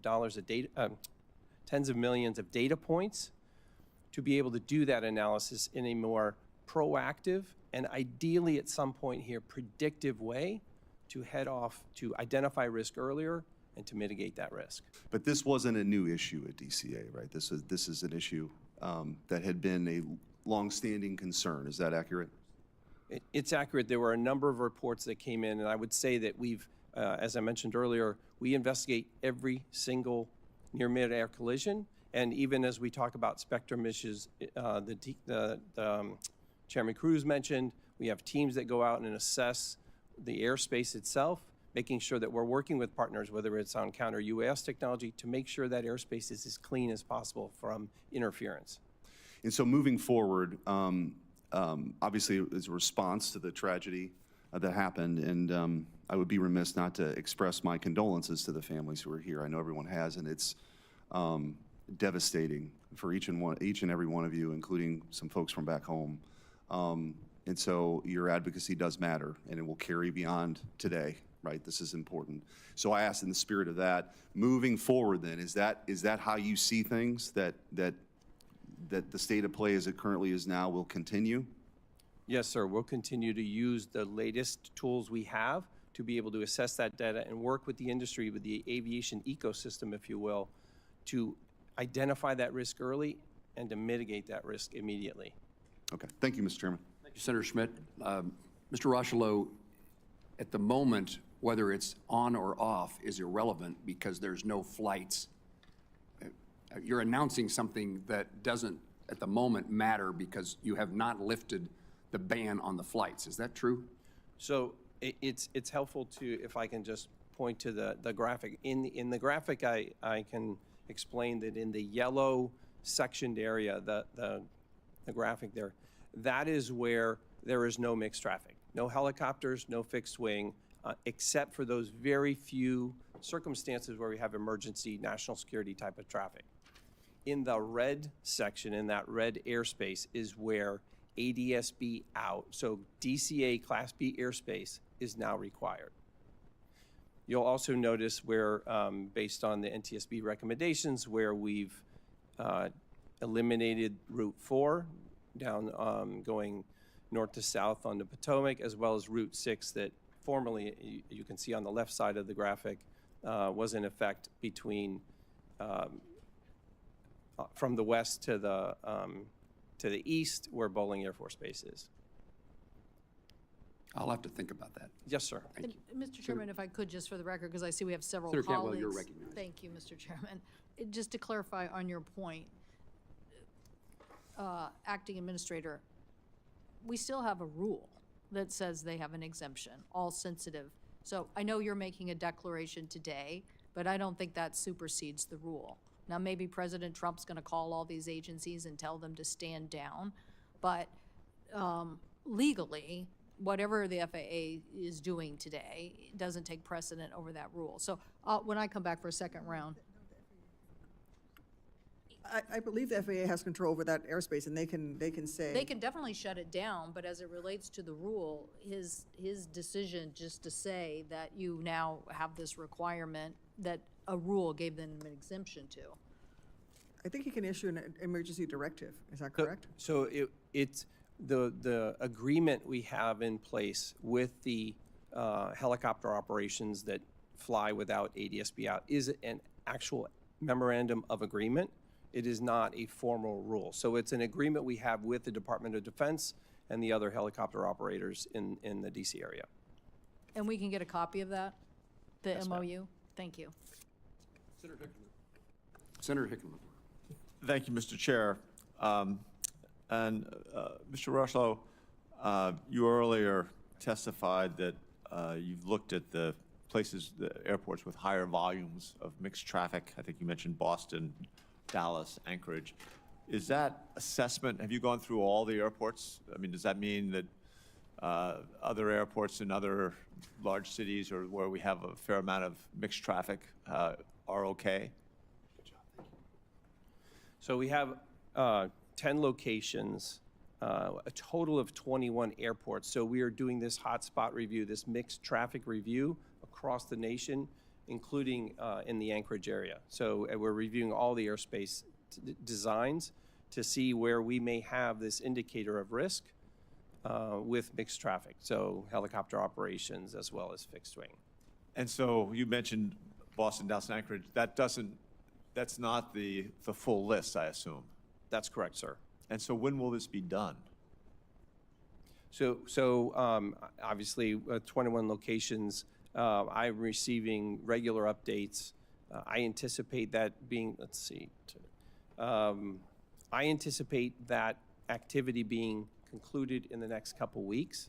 I will tell you that our teams they're being very intentional about how they go through that airspace because it's been built over time as it relates to helicopter routes and other approaches and departure routes. So we're being very intentional, very careful. We don't want to move quickly with inducing additional risk. Right, I understand that, but obviously time is of the essence. Yes, sir. When you're in a situation like this, making sure that even a preliminary warning as part of that assessment would be pretty valuable. And any indicator that there's an emerging risk, we would take immediate action. Ms. Hamady, you have in the past talked about workforce and making sure that you are fully staffed. And I think this is a direct follow-up on that. Are we fully staffed? I mean, you're going to look at this entire incident, and it's going to take the typical year and a half or 2 years, which, again, drives a lot of my constituents crazy. Do you have a timeline for when you will finish the full incident report or whatever the legal description is, when that will happen? We've committed to 1 year, barring any unforeseen circumstances, but 1 year. And so you have enough staffing on that? We have 40 experts at the NTSB that are currently leading this investigation. It is a high workload because it's not their only investigation that they're focused on, but they're very committed to this one. And then we have an entire agency that supports them. Right, we saw we have a array of past reports, and it varies dramatically, but I appreciate the fact that you're trying to accelerate this. I think it frustrates a lot of people that it takes, so long. I mean, how long does it take to gather the facts? So, I mean, it is a complex investigations, and our investigations are very broad. And there's a lot of information that can change over time, and we are very fact-based, following the evidence. So we do, that's our credibility, so we want to be exact when we issue something. I will say, I do have to congratulate our workforce, because when I came on as chair, we had well over 400, close to 500 reports that were 2, 3, 4 years old, and they're now below 2. Right. So that is significant, but the complexity of investigations, and then the fact that some things we don't have control over, like if we can't get access to evidence because a district attorney or law enforcement is prohibiting us in a certain situation with a highway crash, that can extend the timeline. Sure. No, I've seen that. But I think in something like this, where time is of the essence, I Yes. appreciate you guys Agreed. making the effort, and glad to hear that you have the workforce. Mr. Rushlow, in your testimony, you highlighted some of the recent changes in hiring, and also especially in the training processes to make sure we have more qualified air traffic controllers, but full workforce. I know you're working with local colleges all over the country on that. Is that is that working? I mean, I think if we can accelerate that, we have Metro State in Denver is a place where we're turning out some of these members. Is that something you can ramp up? I'm very interested, and the Secretary has been very clear with the public as well as with me that we need to surge this hiring and do it well. Again, back to the testing, the surge, bringing people in. As it relates to additional college initiatives, we have an enhanced college training initiative, ECTIs, Right. that we're using in, I believe, 4 universities right now. We're working with them with respect to advanced simulators and the like to make sure that we can get more, what we'll call throughput, but more controllers through those schools and get them out to the local facilities, centers, towers, TRACONs. Great. I'm out of time. Yield back to the chair. Thank you all. Senator Sullivan. Thank you, Mr. Chairman, and let me start by saying that my heart goes out to the families and loved ones of the victims lost in the American Airlines Flight 5342 disaster at DCA, and not long after that, unfortunately, as well, the Bering Air crash in near Unalakleet and Nome, Alaska, flying over the Norton Sound area. And I'm thankful for the chairman for holding this hearing and appreciate the NTSB and FAA and DOD focusing on the after action so this doesn't happen again, either here in DC or in my state. And I do want to focus a little bit on my state, great state of Alaska, because as I think all three of you know, we have very high rates of airplane crashes, highest in the country, and airplane crash fatalities, which is why we launched with the NTSB's good work in 2020 and the FAA's good work in 2020, the FAA Alaska Safety Initiative called FOSI.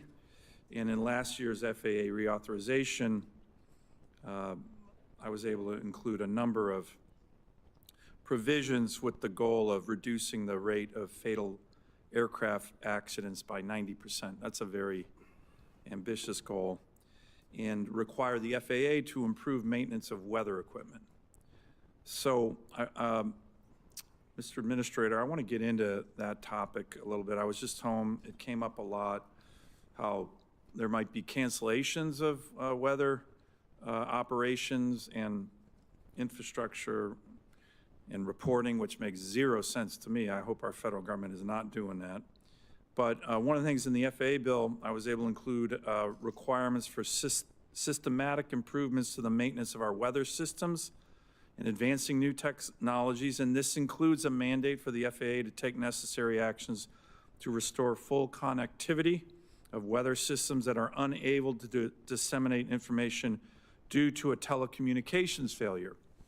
We have telecommunications challenges in a state the size of mine. So can you talk to that, Administrator Reschler? And then I would like to get an update from your perspective on where we are on the FOSI initiative. As you know, the Secretary of Transportation and our press conference that we all did together, and again, I appreciate everybody participating in that, has made this a very top priority of his. And yet, as we saw in Alaska, we had a fatal crash that, hopefully we're going to learn from. Can I ask you on that, on the data link, telecoms, weather reporting, which is a big deal for my state? Yes, sir, I appreciate that. And I appreciate the opportunity to talk a little bit more based on our previous conversation. Your leadership, as a result of that and your request, I did travel recently to Alaska to go and understand more. I met with the NTSB lead investigator along with my investigators as it related to the Bering Air tragedy. By the way, thank you both for coming up to Alaska. I know it's not the easiest, closest state to get to from Washington, D.C., but it's important that you're showing my constituents that it matters. Yes, sir, and I agree. It's very important. I understand, having been there a number of times, the unique nature of Alaska, certainly its topography, as well as the need for safe aviation operations. So related to, again, reauthorization and the commitment to work to have better communications throughout Alaska, one of the initiatives, one of the reasons I went to Anchorage was to understand more about how we're, the maintenance issues, the connectivity issues, whether that's on the telco side or satellite. And one of the things we're doing right now, and I met with our own technical operations people in the area to test Starlink, so satellite, because of the unique nature of it and the difficulty with telco.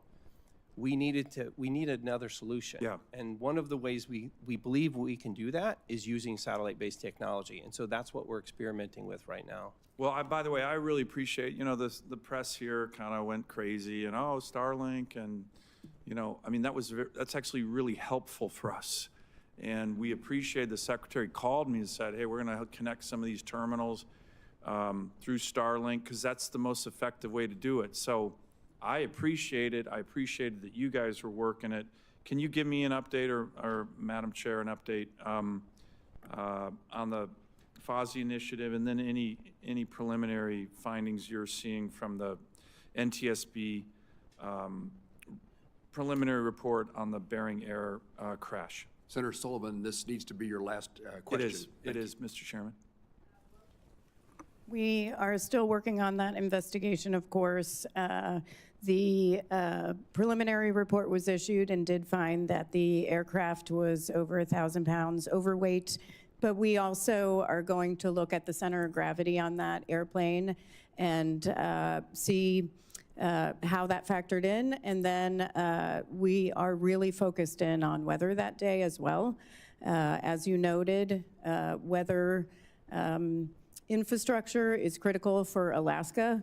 And we have a number of recommendations on weather observing stations, and also the importance of pilot reports and having air traffic control when a pilot reports weather conditions to pass that information along to other pilots in the area. And that's something we're looking at as part of this investigation in particular.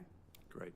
Thank you. Thank you, Mr. Chairman. Senator Sullivan, thank you. I don't want to diminish the circumstances that Alaskans faced and the circumstance you as their senator represent. We're trying to get everybody's questions in before the vote closes, and I recognize Senator Klobuchar. Thank you very much, Chairman. Thank you. And to the families, just such a tragedy, and I know there are those watching at home as well, including the family, Wendy Jo Schaefer, a Minnesotan mom, 2 little kids, and husband, and we lost her. So, Chair, I want to thank you for your work. I know how complicated these investigations are.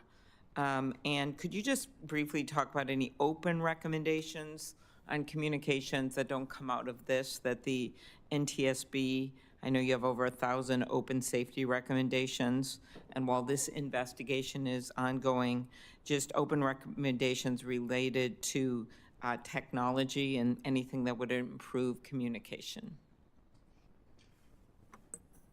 Related to this investigation? Not related. Oh, not related. I Okay. understand you. We have a number of recommendations that remain open, including a number of recommendations issued to the FAA.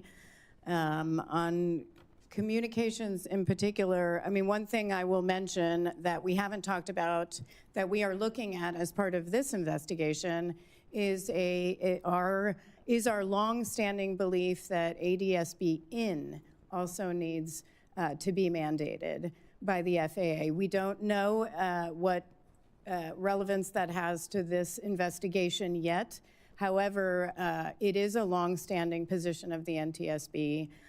It will provide key information to pilots. And in 2008, in our comments for a notice of proposed rulemaking to FAA, where they decided not to require it, we said equipage of aircraft with ADSB and capability will provide an immediate and substantial contribution to safety.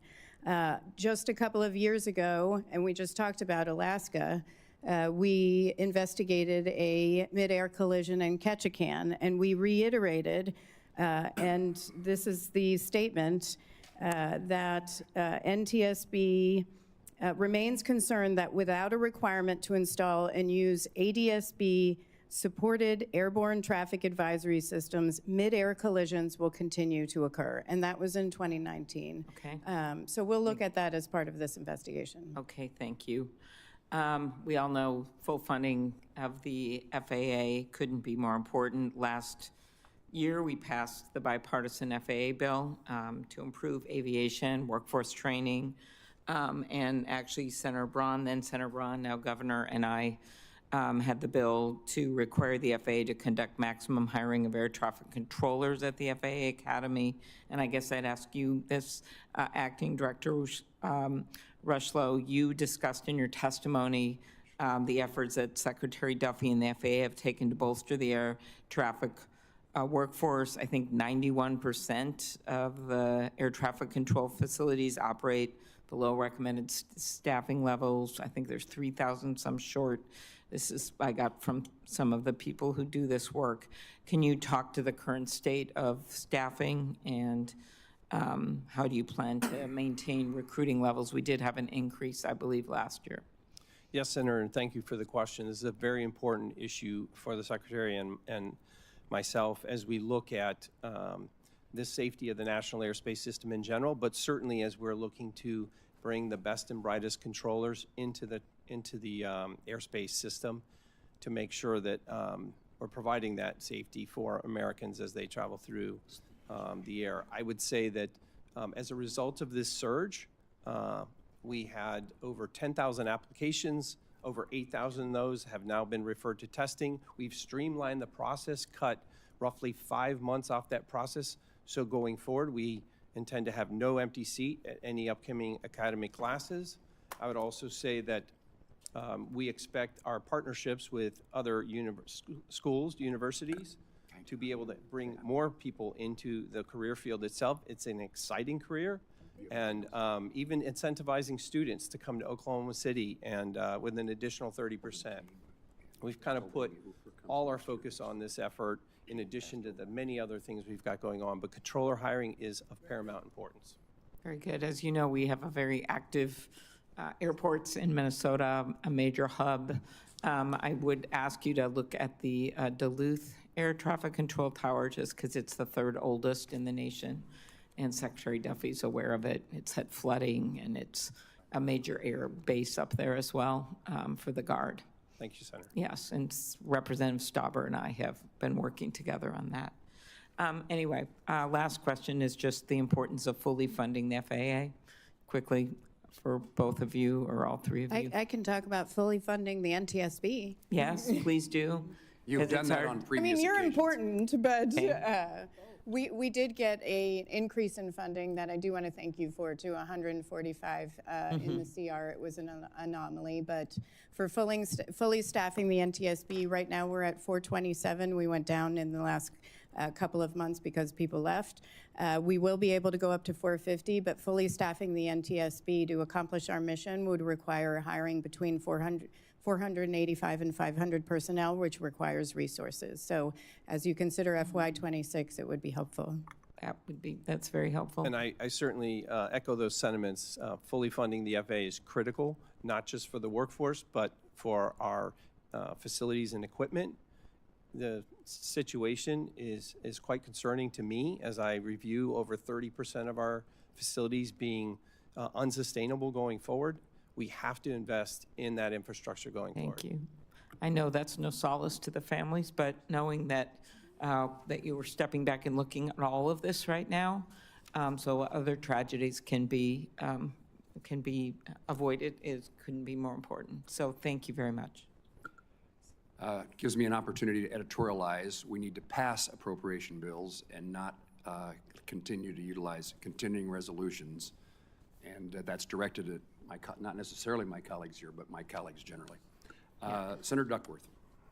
Thank you, Mr. Chairman. I agree with your last statement. I just have two quick questions. General Brayman, I have never had a warrant officer be afraid to tell me when I was doing something wrong in the aircraft, and I prefer to have them as a pilot in command to myself.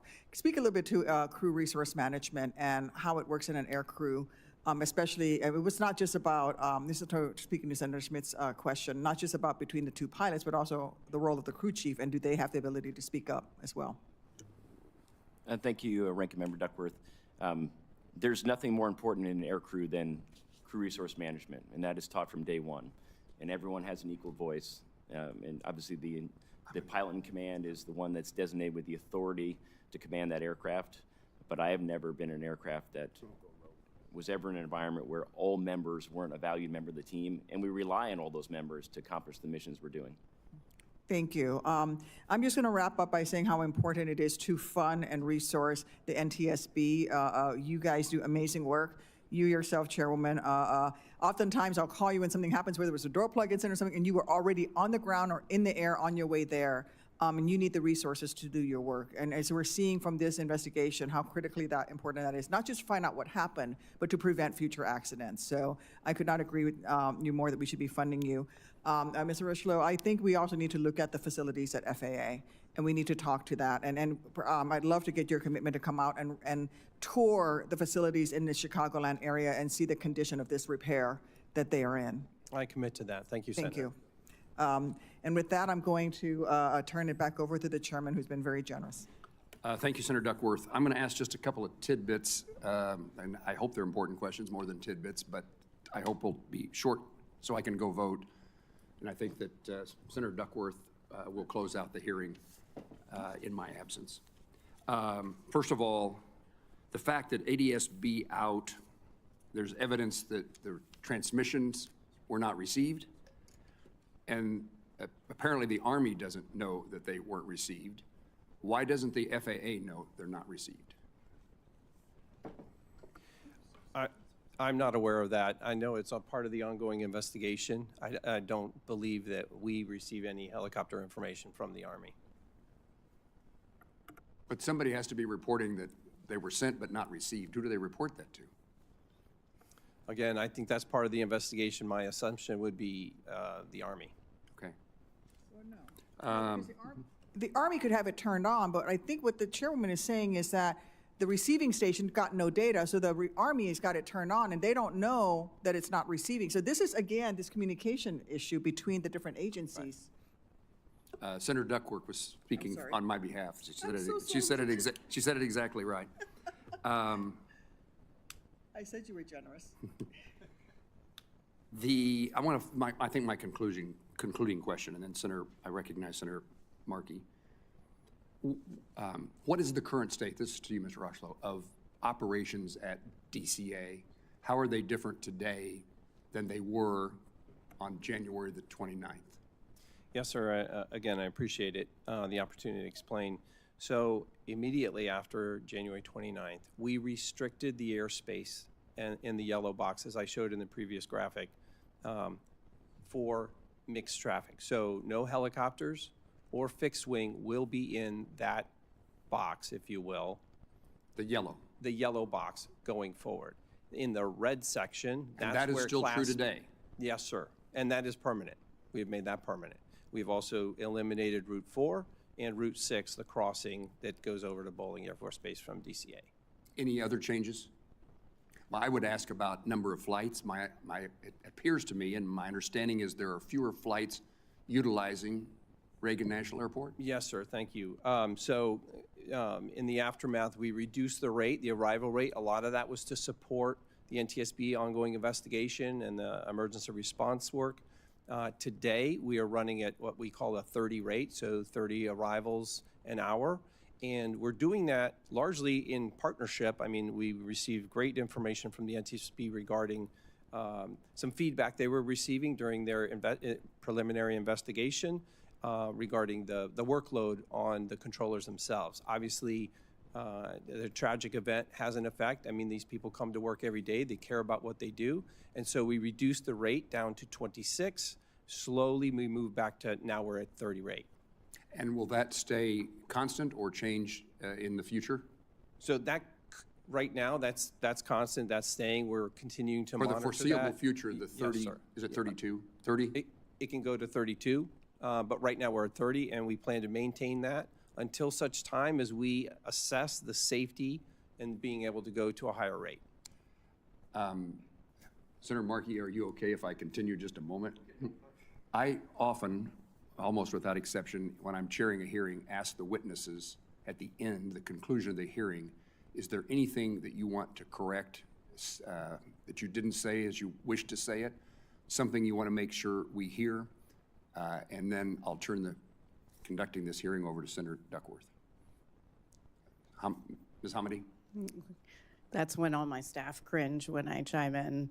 On this one, I would say I know there is a lot of focus on the FAA right now. I do think they are very focused on safety. We have an excellent relationship and have been in communication constantly since this accident. I would say one area we're really looking at also is how the Army evaluates when there's reporting of close calls. Do they get those reports, the Army I'm talking about? And how do they communicate, at the battalion level, how do they communicate and talk about safety? How do they evaluate safety? Are they getting reports? Are they monitoring their own helicopters that might exceed altitude levels? We have found so far that a lot of the conversation and safety discussion at the battalion level is really focused on OSHA slips, trips, and falls. There is a disconnect on some of the discussion around safety and safety assurance from the Army as a whole versus the battalion level. So we're really looking at that. Please answer this question, but just in my absence. Yes, sir, and I appreciate the opportunity. I just want to make it crystal clear that something was missed at the DCA crash. I take that seriously. I take that upon myself. I returned to the FAA just 2 months ago because I care about the National Airspace System and the safety and the workforce. I'm dedicated to continuing that work. And I will continue to review what I mentioned before with respect to the hotspots, working closely with NTSB to learn what happened here and to make sure it never happens again.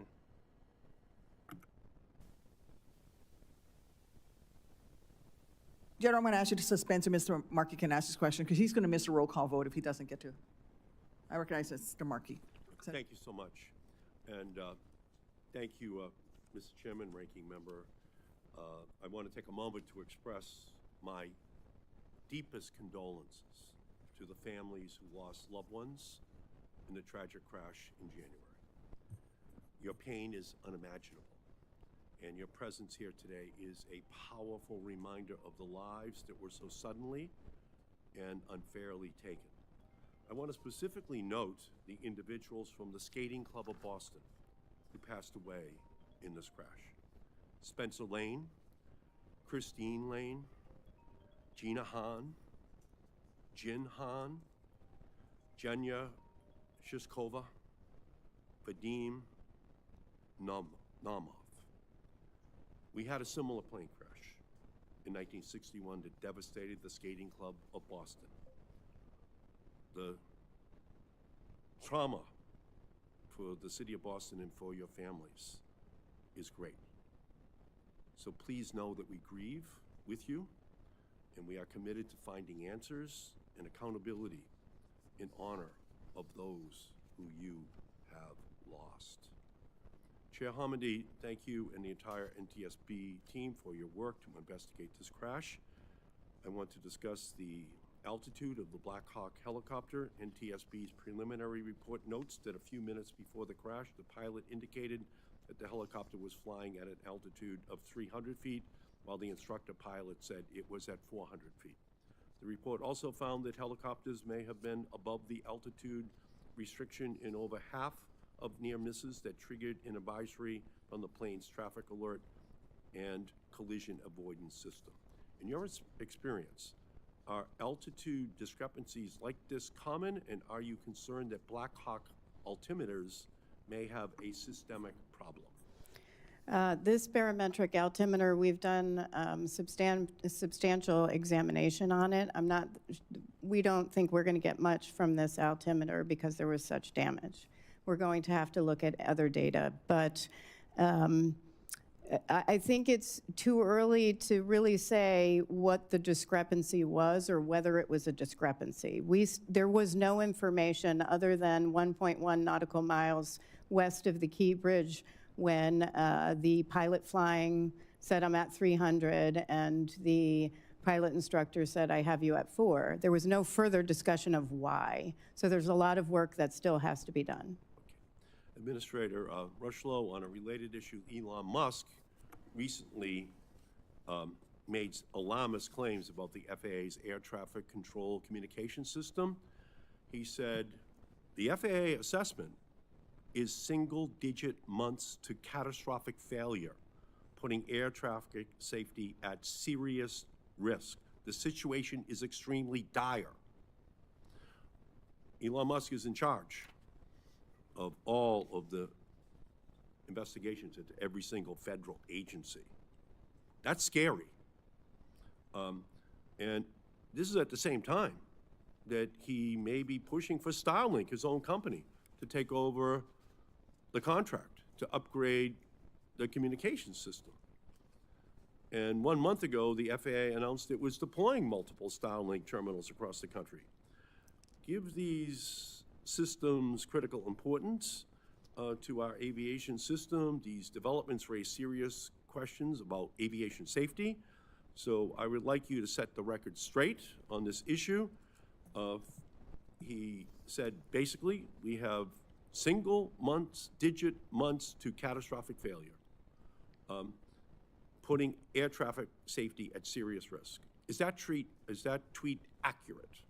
I would say that the circumstances around our air traffic system are in great need of renewal. I didn't ask you that. I asked, the public needs to hear this. Are we within single-digit months to catastrophic failure, putting air traffic safety at serious risk? I know we need new air traffic control facilities. I know we need that. I know you're saying we are at risk. Is that what you're saying? Are you agreeing with him that we are? I'm saying our air traffic system needs modernization as soon as possible. You understand, we can't have people heading for airports all across the country right now with Elon Musk, the ear of the president, saying that we're within single-digit months of catastrophic failure. Can you assure people that that's not the case right now? I can assure you the flying public, to fly is safe. We have the safest, most complex system in the world, and it is safe to fly. I would also say the air traffic system is in dire need of upgrade, and it's something the Secretary and I have been working on intensely. Well, so you're saying that this is not right. We're not within months of a catastrophic failure, because I don't think anyone wants to put a family member on a plane right now with this kind of assessment. Have you made the assessment that we're within a single-digit months of catastrophic failure? Have you made that assessment? I have reviewed assessments in the last 2 months and understand that our equipment needs to be upgraded. I didn't ask you that. Is the existing equipment safe? Is the existing equipment putting travelers' safety at serious risk? Yes or no? The existing system is safe. Is safe, all right. We need to know that, okay? Are any SpaceX employees serving as special government employees at the FAA right now? We had 3 special government employees from SpaceX. We are only in contact with 1 at this point. I would make it very clear, they did not do any air traffic. They didn't plug into any equipment. They came in to observe our operations and provided expertise along the lines of software and computer systems and how we... Did any employee have any involvement in the FAA's decision to deploy Starlink terminals in February? I'm sorry, if you could just repeat that question. Did any of those DOGE employees have any involvement in the FAA's decision to deploy Starlink terminals in February? There were no DOGE employees in that decision. Starlink is being tested at a number of our facilities, only tested and not plugged into any air traffic systems. Are any of these employees involved in the decision-making process around the deployment of additional Starlink terminals? No, sir. Okay. So I recognize that Starlink terminals may be an effective communications tool in remote areas, and I'm sure Starlink engineers think highly of their potential. We just need to be extremely careful. Yes, sir. That in making these life and death decisions, that they're not based on any pre-existing professional biases or financial conflicts. That's your job. You got to make sure this is the way we operate, because we're going to have hearings on this as this year and next year unfold. So I thank you, and I thank you, Madam Chair. Thank you. I'm going to return to General Brayman so he can conclude his remarks. Thank you, Senator. Do want to clarify 2 quick points. One on the memo requested by the chairman and both chairmen. It can be made available, however, it is part of the investigation. That is the unit's memo that discusses how they utilize ADSB out off. It's their policy letter. It is in the purview of the investigation. That is why it's not currently releasable. But certainly when the NTSB and the other investigations have done their due diligence, that we can look to make that available to the committee. For the NTSB, if the policy existed prior to the collision, you can provide it. That can be provided. Thank you. And What's your second point? And the second one, talking about whether we're willing to change the policy, the Army's policy. The Army is always willing to review its policy. Am I prepared to make a decision on ADSB out right now? No, Senator, but I want to do that informed by the facts that we have in this investigation.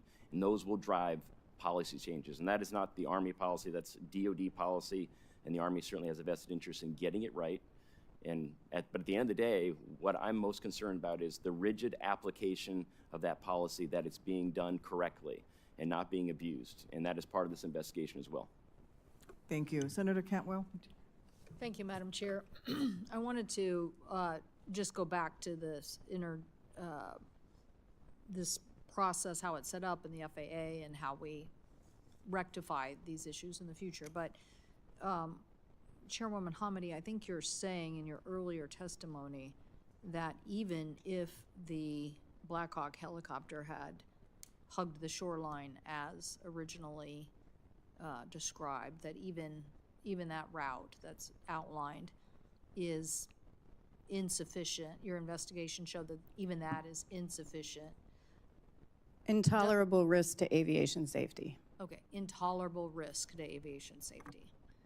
So, Acting Administrator, how did we get to a point where we have a route that's allowed and mapped, that the military is flying, that's interfacing with commercial aviation, that as by the very definition, the NTSB is saying it was, even if they flew the correct path, was an intolerable risk? I think you're saying that because the difference in separation was just too small.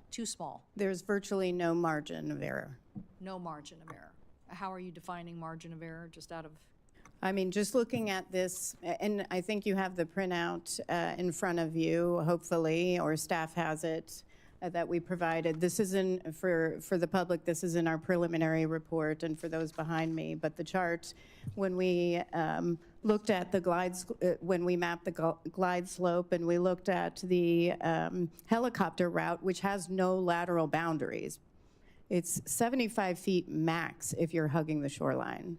The collision actually occurred to the right and slightly above the dash line right here. And commercial, and just so you know, pilots for landing on runway 33 don't have to be on this dash line. They can be above or below. But it occurred about to the right. You're They were saying- not on this route. They were slightly over. You're saying under this route, they could have been below or above this line, but you're now saying that 75 feet is not enough separation. 75 feet is the max. Because there's no lateral boundaries on this route, it goes down as you come over. And so helicopters are not Risk, because correct. there's not enough separation. 75 feet is very small. Right, so how did we get to this point, is my question. How did we get to this point?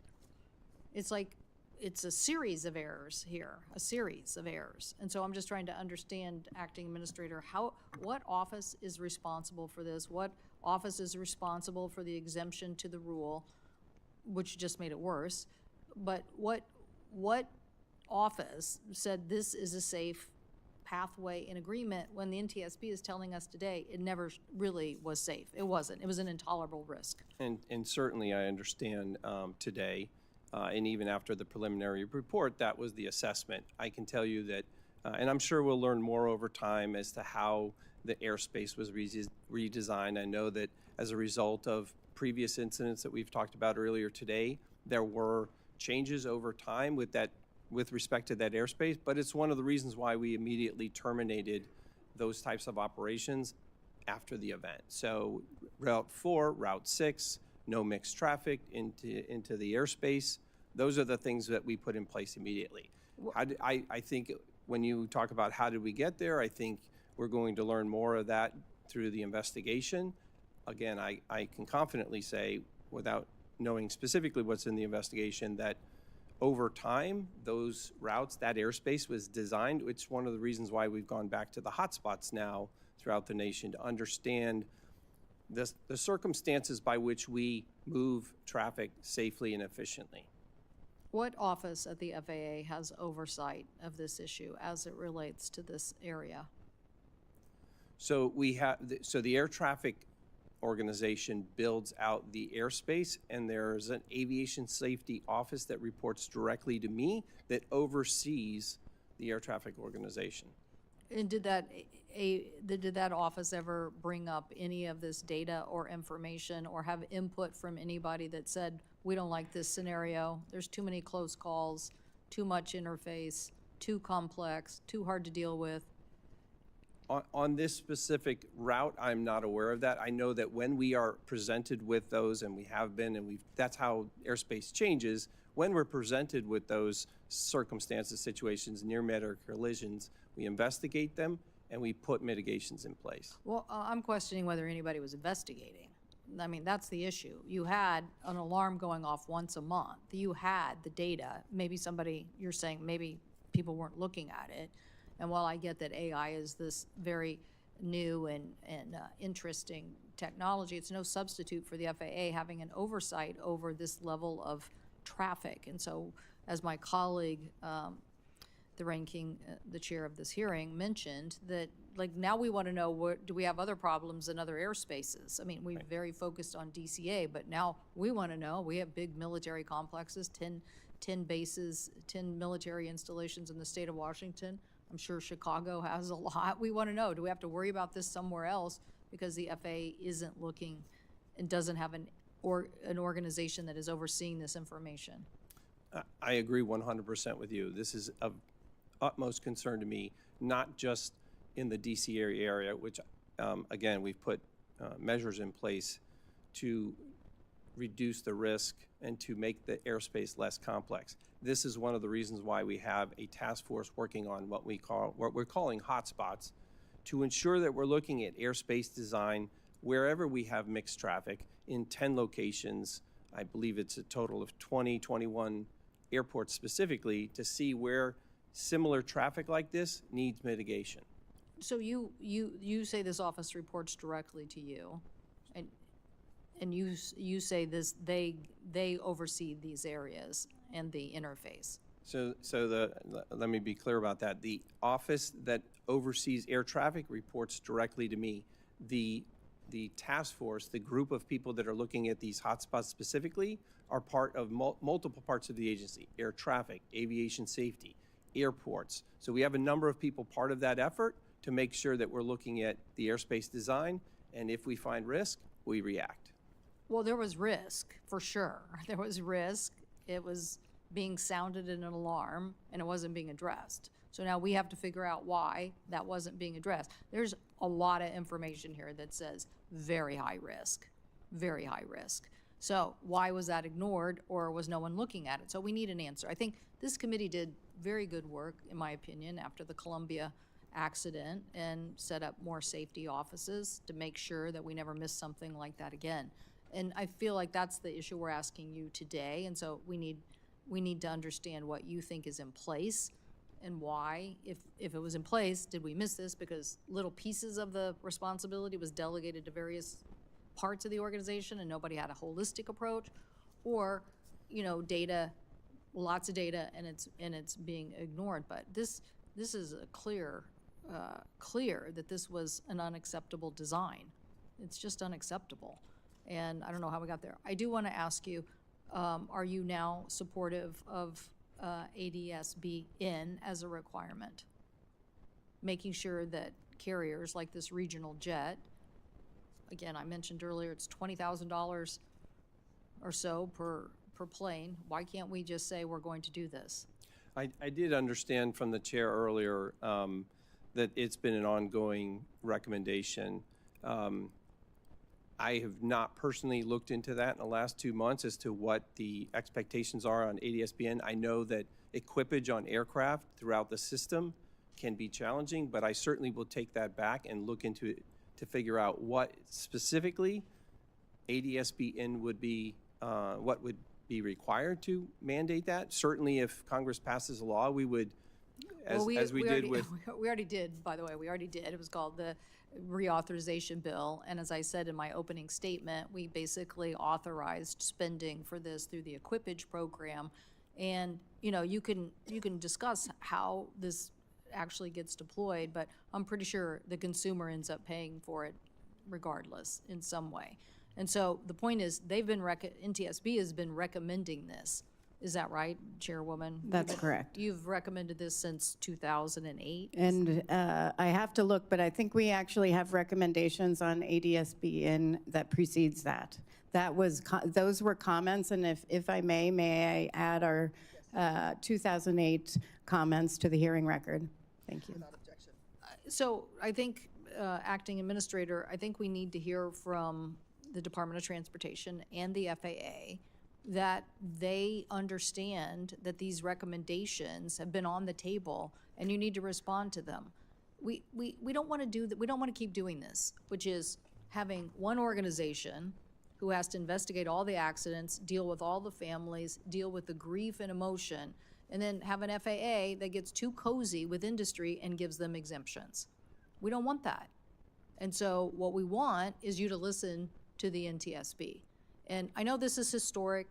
I'm not blaming any administration. It's historic.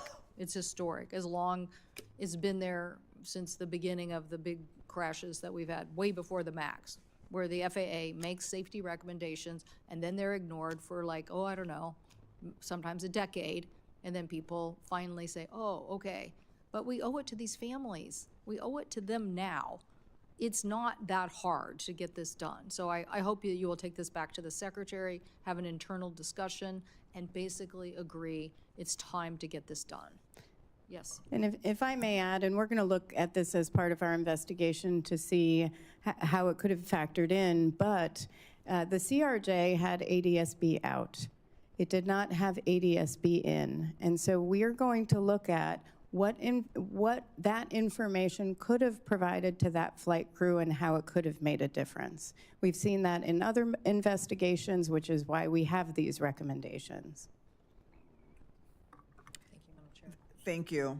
I do think that a nationwide look is important. I'm glad that FAA is looking at the hotspots. I understand that many of these routes, it's not just the military that's flying them. It is local law enforcement. It is federal law enforcement. It is hospitals are all flying them as well. But I do think beyond a very local, hyper-local look, a national look is really important. Thank you all for coming. Again, my condolences to the family members. I just want to say again, thank you. Thank you again to Chairwoman Hamidi. Thank you, Mr. Rushlow. I know you've only been acting for a couple of months. We're without an FAA administrator for 3 years prior to your immediate predecessor. And again, General Raymond, thank you for being here. Thank you to all the witnesses for their important testimony today. Senators will have until the close of business on Thursday, April 3rd, to submit questions for the record. The witnesses will have until the close of business on Thursday, April 17th, to respond to those questions. And this concludes today's hearing. The committee stands adjourned.